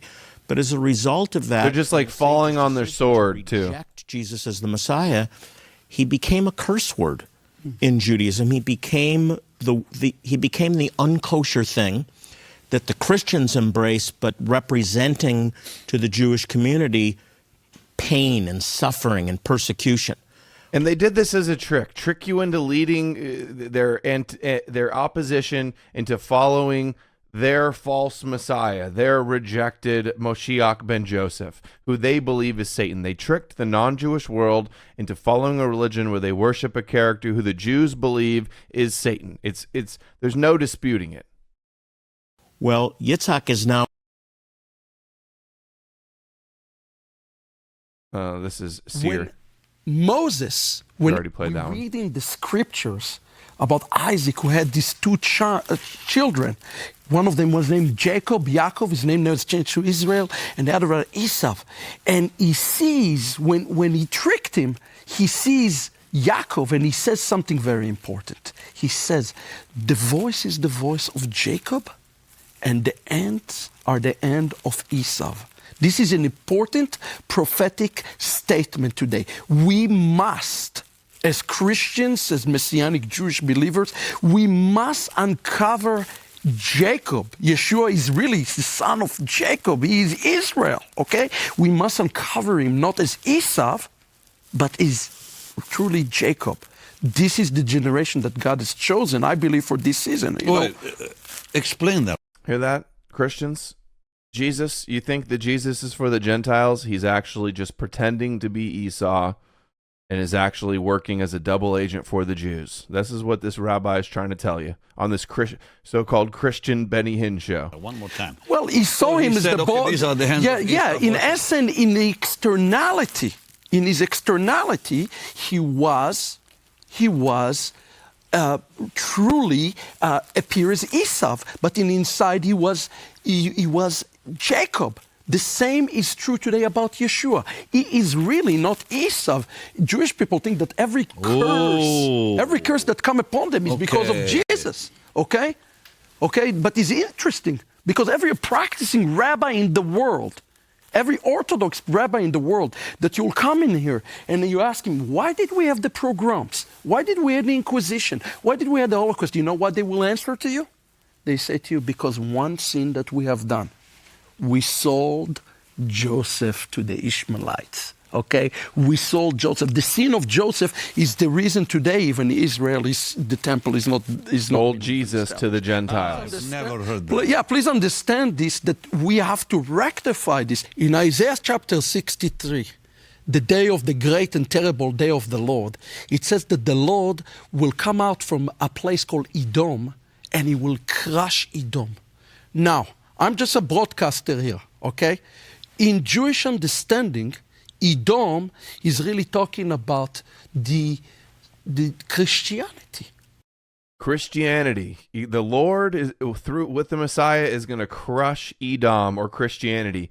And it doesn't just represent Christianity. It also represents all of the West. I'm looking for my screenshot of it right now. A little too long ago, though. Apparently, I'm not finding it. Where Chabad says, maybe if I do Chabad, it'll come up. No. Oh, yeah, it is. Esau, Rome, Christianity in the West. Rome, the foundations of Western civilization. That's who Edom is, according to Kabbalah online at Chabad Lubavitch. That's who's going to be destroyed, according to his beliefs. Okay, Christianity is called Edom. Say it again. Christianity is Edom. Okay? How's that? It's a rather lengthy explanation, but Edom name was Esau. Edom name in the scripture is Esau. Esau. If you turn the letter Esau, flip them around, you get the name Yeshua. There will be some alliance, maybe a Catholic church, I don't know, between the Christians. When I say Christian, I'm not talking about the true believers, of course. I'm talking about either the Catholic Church and the Islamic world against Zion. That's why Edom will be destroyed. And that's why we need to be very, very careful to make sure we align ourselves. Jesus today is in a form. You better align yourself. You better be a Noahide and worship the Jews or you're going to be destroyed. Better be careful. It's like a mobster saying, you better pay us or you'd be ashamed if your store burned down. Same type of coercion. He's with the Christians. Our Jewish people have to get through it. And you know who he chose to make the way for? The nations, to make the path and make the way. It's new stuff, isn't it? Instead of having a fake Messiah that leads the Jews, they have an anti-Messiah that goes towards the Gentiles. And they're working in a roundabout way, in an indirect way, a deceptive way, as Jacob deceives Esau. But it's a reoccurring theme. But I want him to explain one thing that you haven't explained to me properly. Okay. Edom. Yes. Edom name is who? Edom name, his name is Esau. Remember, he had Esau. Okay, yeah, correct. Esau is Edom. But how is that connected to Christianity? Esau name is the same name as Yeshua. If you take the word Esau and you flip the letters, his name is look, there are only two. What does Edom mean? Edom please understand, Edom means red. That's his name. Correct. Like Adamah, yeah. And there are only two people in the scriptures are called Edom. Do you know who they are? Admoni, Esau, the wicked Esau, and King David, who was also red-headed. Okay. Ready. Aha. Yeah. You see that what happened? We took King David, Messiah, son of David, and we made him to be Esau in essence. That is the mystery of the gospel of the Messiah. The mystery of the gospel. They took their Messiah and made him to be Esau. So created a fictitious Messiah to scam the Gentiles. And it's worked like a charm. The Gentiles, the Christians have bought onto it hook, line, and sinker. And today we have to uncover him as the Egyptian king because he's the Messiah, son of David. But how is it connected to the Catholic Church? Well, Judaism believes that all of the Catholic Church is in essence Edom. It is Edom. So they said that there will be an alliance. Esau, the stronghold of Christianity, is the Catholic Church. Okay? In essence. So they believe that in the last day there will be an alliance between Christianity, not necessarily just the Catholic Church. You're talking about the nominal Christians. Nominal Christian. I'm not talking about the true believers here. Yes? Between some sort of alliance between Christianity to Islam against Jerusalem. That's at least Jewish view on eschatology. And Jewish tradition preserved in the Talmud tells us that for the last 40 years before the temple was destroyed, God no longer accepted the Jewish sacrifices on the Day of Atonement. Why? Because the ideal sacrifice had been made. Since that time, there have been no more sacrifices that can be offered at the temple. Since that time, the temple has still not been rebuilt. If Jesus is not the Messiah, then we will never have a Messiah, because he had to come before the destruction of the second temple. Dr. Brown. He had to die. He had to rise from the dead. He had to be rejected by his people. And the knowledge of Messiah has to go around the world. And then the wonderful day will come when the Jewish people, according to the prophet Zechariah, will look back to him. It says, V'hibitu elai et asher dakaro. They will look to me, God says, whom they have pierced. The Jewish people will recognize, my God, the one that we thought was the cause of all of our suffering, the one that we so rejected and misunderstood, he was actually our Messiah and King. And when they welcome him back with the words, Baruch haba b'shem Adonai, blessed is he who comes in the name of the Lord, at that point he will return and establish his kingdom. And all the other prophecies that you read about in this literature, that's when they'll be fulfilled. So there's going to be a big surprise in the last day there, okay? That the one that they thought is the villain of the story, okay, is going to turn up to be the hero of the story. Yes. So what that in essence what is going to be the big surprise? The big surprise at the end. There's some more from Kosher Pig too. I could get into it, but we've played enough from him already. I suggest you guys read the whole thing. Let's play a little bit about Leviathan. This is Rabbi Tovia Singer saying that Christianity and Jesus represents the Leviathan, or the piercing serpent. Once again, I mean, how many clues to the esoteric teaching that Jesus is the serpent and Christianity represents the antithetical religion of Satan to the Jews? You have to look at it from the big picture and look at it from the outside, not as a dogmatic believer caught up in the deception, but from the Jewish perspective, how they view these things. In Isaiah 27, verse 1, it states, on that day Hashem will bring punishment with his harsh, great, mighty word upon Leviathan, the bark-like serpent, and upon Leviathan, the twisting serpent, and he will kill the great fish of the sea. Per Ibn Ezra commentary, Leviathan can refer to stretching from one end to another, and with the term twisting serpent and the great fish. Question, could Isaiah 27, utilizing these two statements, could this be in regards to one entity, since we see some religions stretching around the world? And two, since the church is using the fish as a symbol, peering back to Isaiah 27:1 in respect to the term great fish, could this verse in Isaiah be referring to the church? It's a fascinating question, and the context is correct, which means that Isaiah 27, it's a very famous chapter because it describes the full redemption of the Jewish people and the destruction of those who subjugated the Jewish people. It's a chapter just pregnant with messianic prophecy and conveys how Israel will be saved, and it tells us by what means will their sins be atoned for, which is mind-blowing. It actually tells us how the sins of the Jewish people will be forgiven at the end of days. For a moment, I'll just show you how exquisite this is. In Isaiah 27, verse 9, it says, "L'chein bezois yichupar avoin Yaakov." It is by this means that the sins of Jacob will be forgiven, will be atoned. In fact, you hear the word chupar is the same word as kippur, covered, finished, done. How will that happen? When he, in this case it's Jacob, when he will take all the stones of the idols and destroy them, they'll become like dust. They will be beaten to the dust, and the wooden image and incense altars will no longer stand.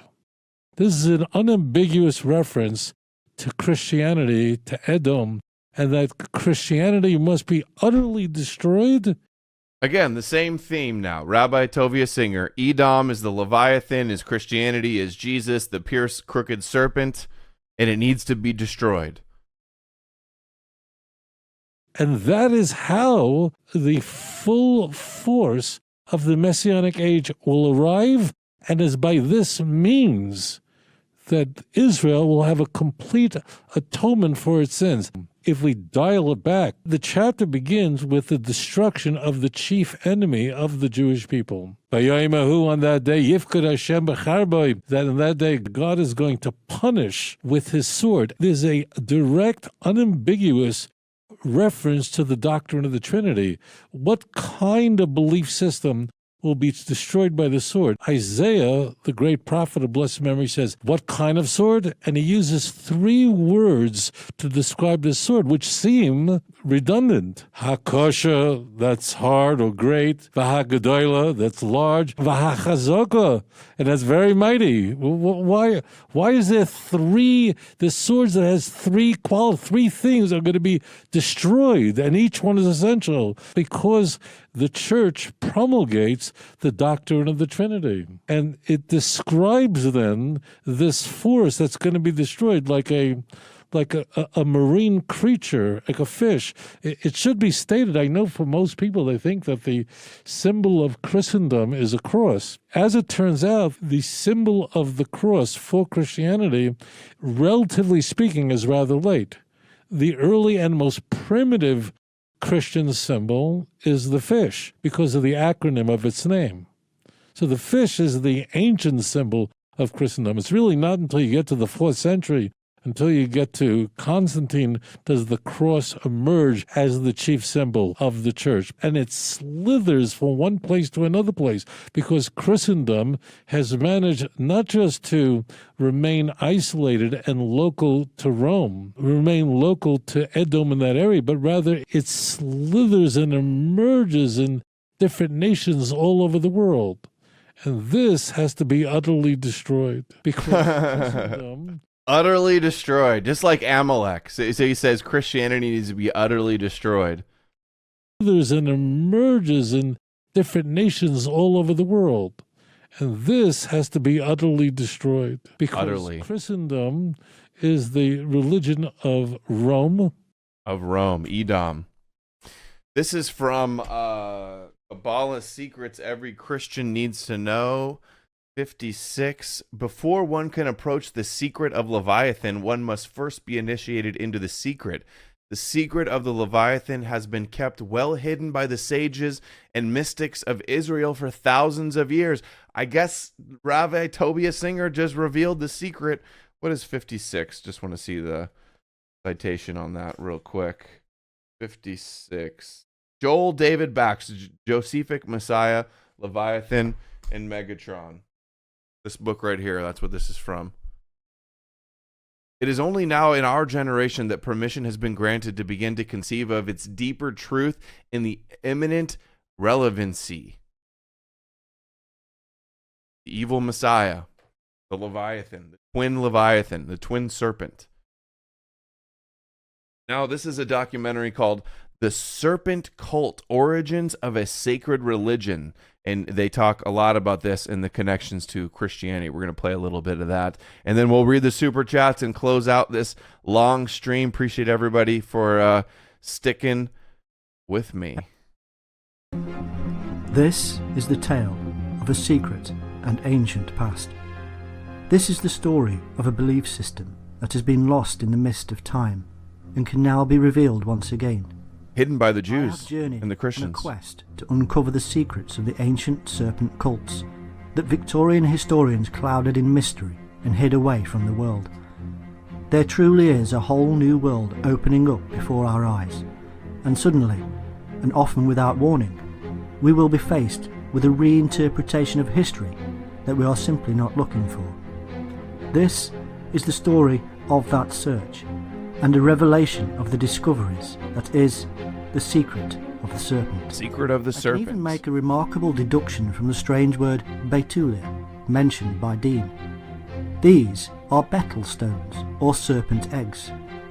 In Wales, the serpents were said to emerge and congregate on Midsummer's Eve, to blow into the serpent stone eggs, which is reminiscent of the Roman Easter eggs, Pliny's serpent tale of eggs, activity amongst the Gauls.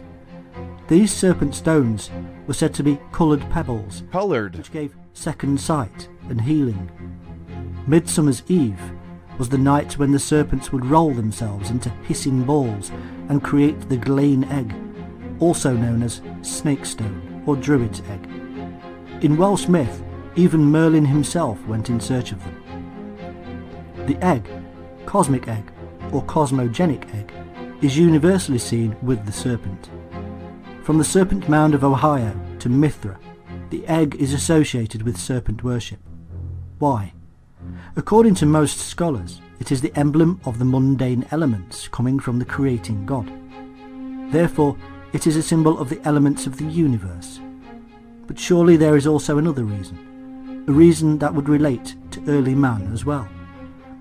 What is an egg? Good point, Aware Amalek. All of the books burnt in the libraries that were burnt down, and just, you know, the books that were neglected and weren't the transcripts weren't copied over and they weren't preserved. Those got lost to history. And anything that didn't go along with the Christian Orthodox narrative they'd get rid of it. And anybody that would bring up and question stuff, they would kill you. That's the type of history that they have of burying the truth about this religion. Egg, simply an entry portal into this world. The cosmic egg, Thanes.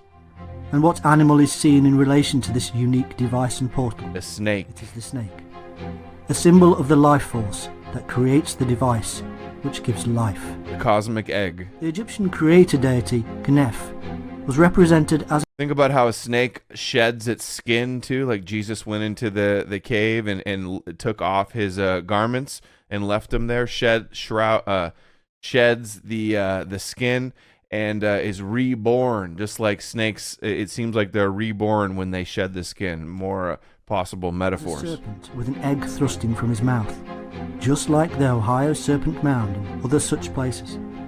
Björkness and I covered that last video. Creating power and father god, who is the same as the Indian Brahma. These Brahma have been related by scholars to the Jewish Essene community, the Druids, and also to Mithra. That's the Essenes, like the Qumran sect. There was the Sadducees, the Pharisees, and the Essenes, and then all the other various Gnostic sects. Ophites, Naesenes, Sethians. Mithra was encircled by serpents and can be equated in many ways to Jesus, being a solar divinity and reborn on the 25th of December, like the sun. There is little wonder that a Persian god such as Mithra and a Judaic semi-deity such as Jesus be linked. There were Mithra cults all over the Roman army before Christianity. When one understands that the folds of the ancient serpent cult were so all-encompassing that they encircled the globe like a leviathan. We can even see elements of this when Jesus is equated to the brazen serpent of Moses, when we are told to be wise as serpents, and that he even shed his shroud or skin once crucified upon the cross. Incidentally, Snakes are still to this day nailed to trees in certain parts of Africa as a sacrifice for our sins and for healing remedies, and the Druids even crucified the snake on the oak tree.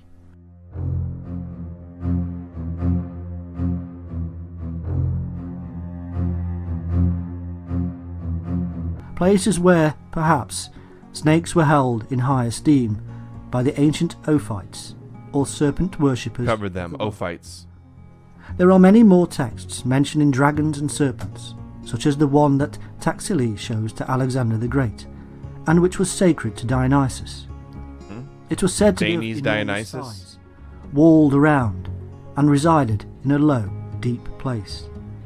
It is my conjecture that such places, like Stonehenge, were portals or gateways. Parallels the rise and fall of the serpent worshipped by the Semites, the brazen serpent being raised in the wilderness and then broken up in the temple. Through a mixing of the venom and the blood, and even alcohol, the ancients from across the world developed ways of ingesting this historical vitamin pill. However, many will be asking, how is it that a chalice said to have held the blood of Christ can now be a mixing bowl for snake venom? San Juan, look at the chalice with the snake. Christ was in fact seen and created to be the Serpent King, the deity of wisdom and longevity. This is seen more starkly. Did you hear that? Listen closely. Christ was in fact seen and created to be the Serpent King. Christ was created to be the Serpent King. The deity of wisdom and longevity.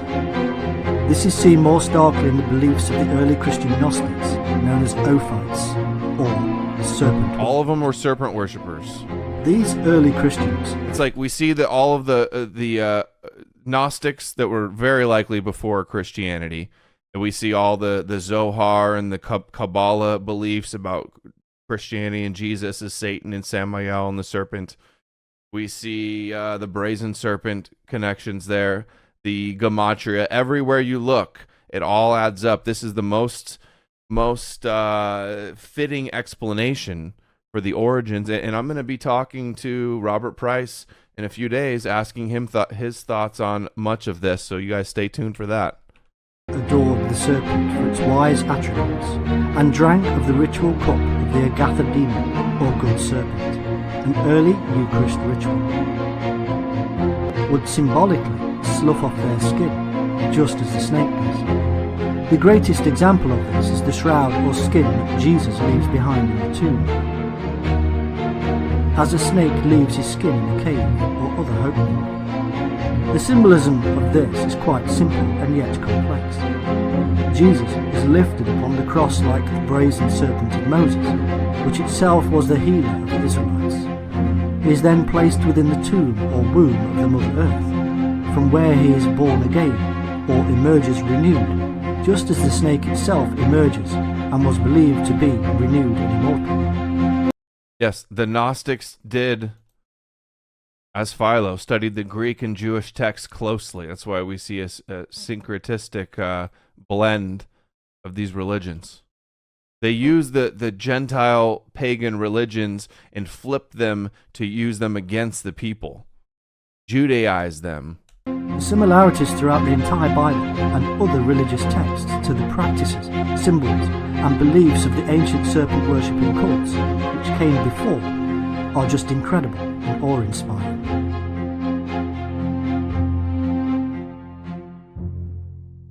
That the lineage of Jesus relies upon the created element of a serpent-worshipping past, and so we should take a look at this saviour myth to see what else we can uncover. Exactly. Christianity comes from a serpent-worshipping past. And present. Have you seen the snake handlers, the videos of the Christian snake handlers that get bit and die and don't get medical treatment? And that's because the end of Mark, the first gospel, the end of Mark originally didn't have any of the serpent handling stuff. That was added in later, and yet they're going around, pastors are dying. I saw a clip of a Christian the other day says, if the Bible says to kill myself, I would do it. His excuse for doing this deadly snake handling. The saviour of mankind is a recurring motive. It has, like the sun, risen in every part of the world for thousands of years. It has cast its light upon every civilization and every culture. But the light of this ancient sun has also cast dark shadows, and today we wander around in the shadow of deception. Deception. Yeah, I'll talk to Ben Danoon. So went the cry, and for thousands of years mankind has fought over the difference they perceived. But these differences are a phenomenon, and this study will highlight just how similar the various saviours of the planet are, and how they are all based upon the same original ideals and belief systems. That of the original serpent worshippers, serpent worshippers, the motions of the planets. All right, that's about. I think that should cover it for that documentary. And here's a little bit to end it off. Here's Holy Serpent of the Jews, Tex Mars. Tex Mars talks about Rabbi Yitzhak Ginsburg, talking about the holy snake. Nahash, the Hebrew word Nahash is snake, is the same as in Gematria as Messiah. It says Ginsburg's reference to the holy snake or serpent killing of the evil snake is apparently a reference to Jesus Christ. Like, Christian researchers have been able to, they've stumbled upon this, they've learned this, but then they don't see it for what it is. They're still blinded by the deception. Leviathan, the crooked serpent, piercing serpent, is an allusion to Jesus Christ. Holy Serpent, the Redeemer and Messiah, thus the Holy Serpent is the opposite or reverse of Jesus. He is an evil being in the Talmud and his Kabbalah, but his opposite side. I'm not sure what that says. You can get the point. Tex Mars, also what I have here, Judaism's Strange Gods, Michael Hoffman, Kabbalah Secrets Every Christian Needs to Know. They've uncovered some of this stuff about Jesus as the serpent, but then they just go, oh, that's blasphemy and he saved us. They got the lenses on, the glasses on, where they can't see that it's a hoax. Maybe if they did more research into seeing that Jesus is a mythical character, then they would realize what it all is. Then it becomes blatant and obvious. What else does he say? He's got some of the images of the twin serpents as well. Serpent is their symbol, providing chaos and destruction of the world for the Gentiles, order out of chaos.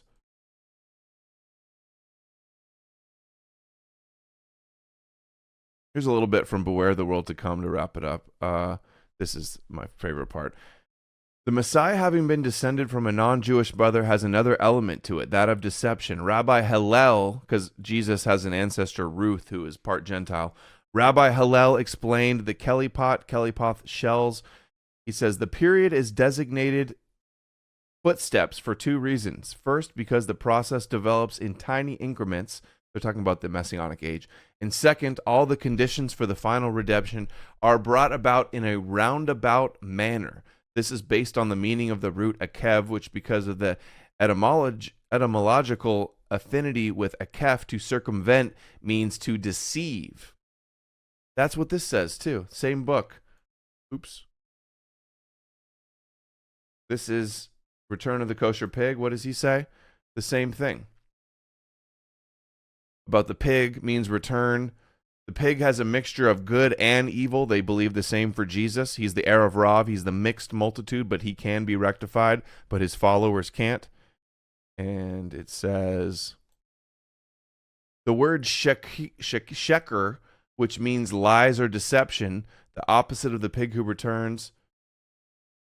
Yeshua is considered unkosher by some to be the Messiah, represents the most kosher picture of God of Israel. Could it be that in all the beauty of Judaism and our traditions, we have missed the greatest secret, that the one whom many Jews call Yeshu is the greatest representation of grace and truth, not that his name will be blotted out and condemned. The pig will return, and it's a deception, it's a lie, like they say here.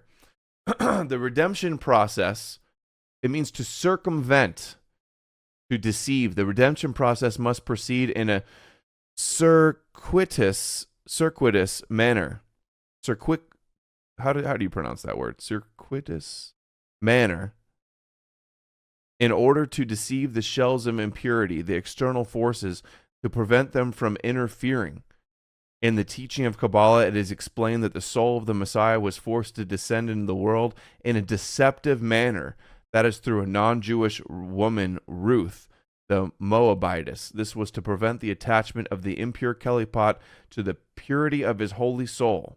The descent of the soul of Messiah by way of deception. This is what the rabbis are saying, that it is going to be a deception.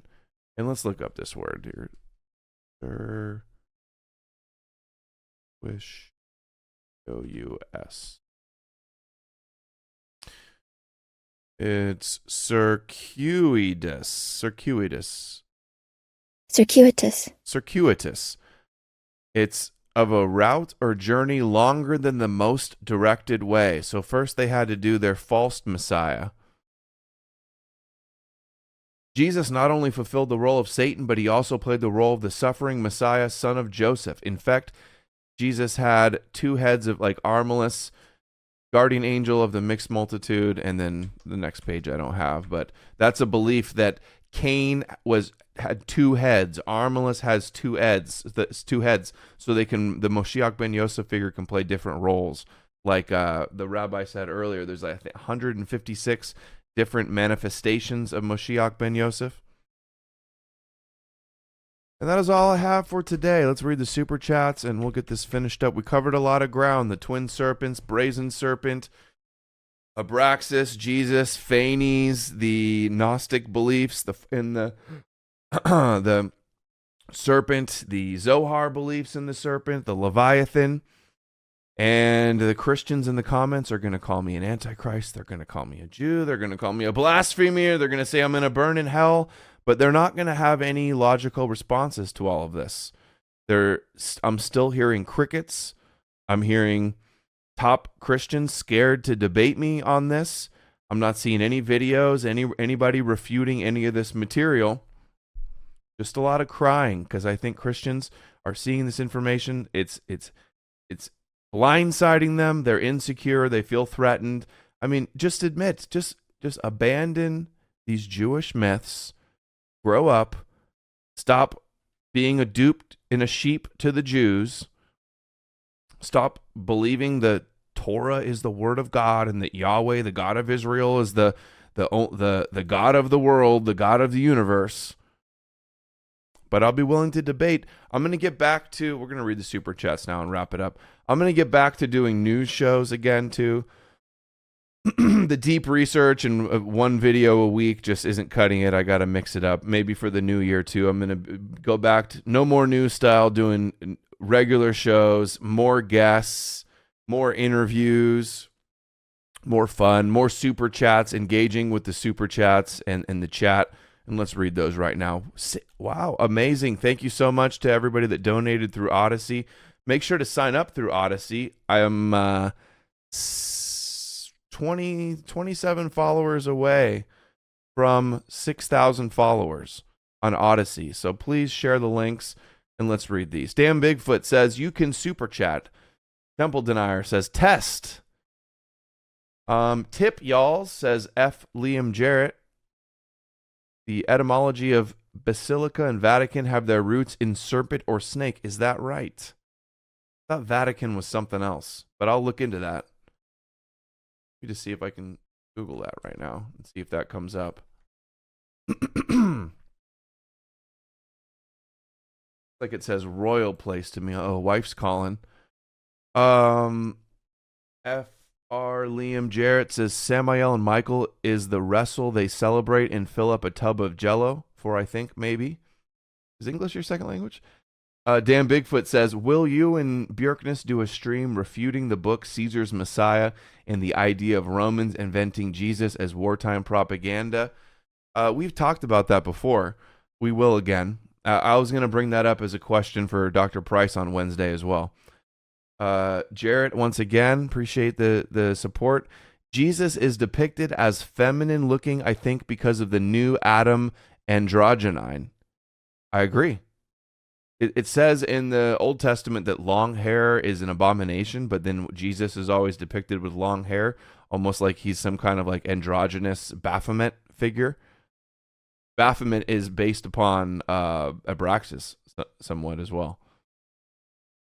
Last German says, could you do a stream about how Christianity was forced upon Europeans during 500 to 1500? Yes, I've read some books and I have some highlighted passages about that. And I commented a little bit about it today as well. But yeah, that is a huge thing. And I will do a video on that in the future, how it's conquered the world with Christianity in the benefit of the Jews. Jesus is a golem, I think, perhaps, says Fr. Liam Jarrett. I don't know if I would make that argument that he's a golem. Jarrett says, I'm naming my daughter Sitra Atra Jarrett. Don't do that. Don't do that.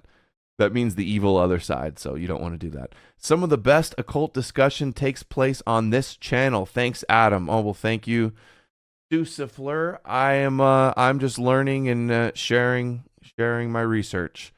I would love to get some more experts on. I'm going to be working to get a lot more guests on, a lot more interviews, and regular news shows. Jared again says, let's bring back and forward our ancestral gods and goddesses. Couldn't hurt.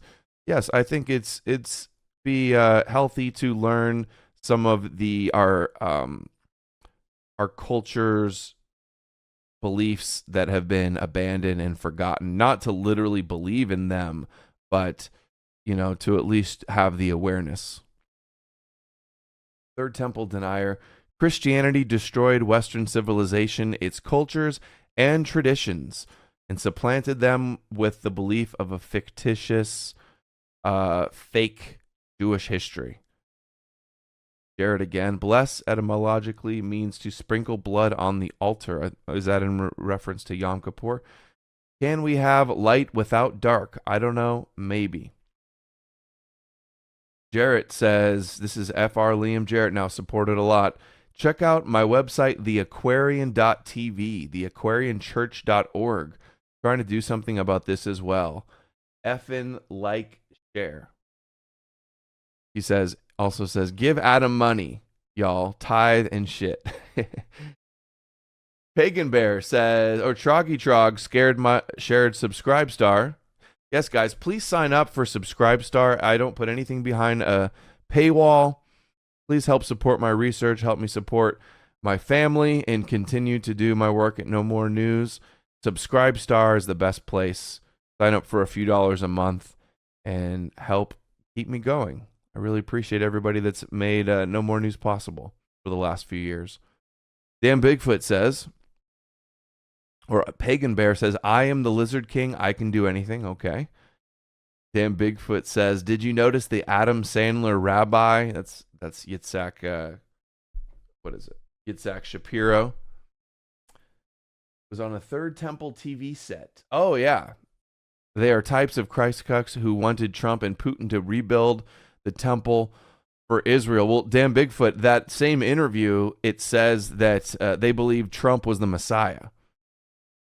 I bet you I have that.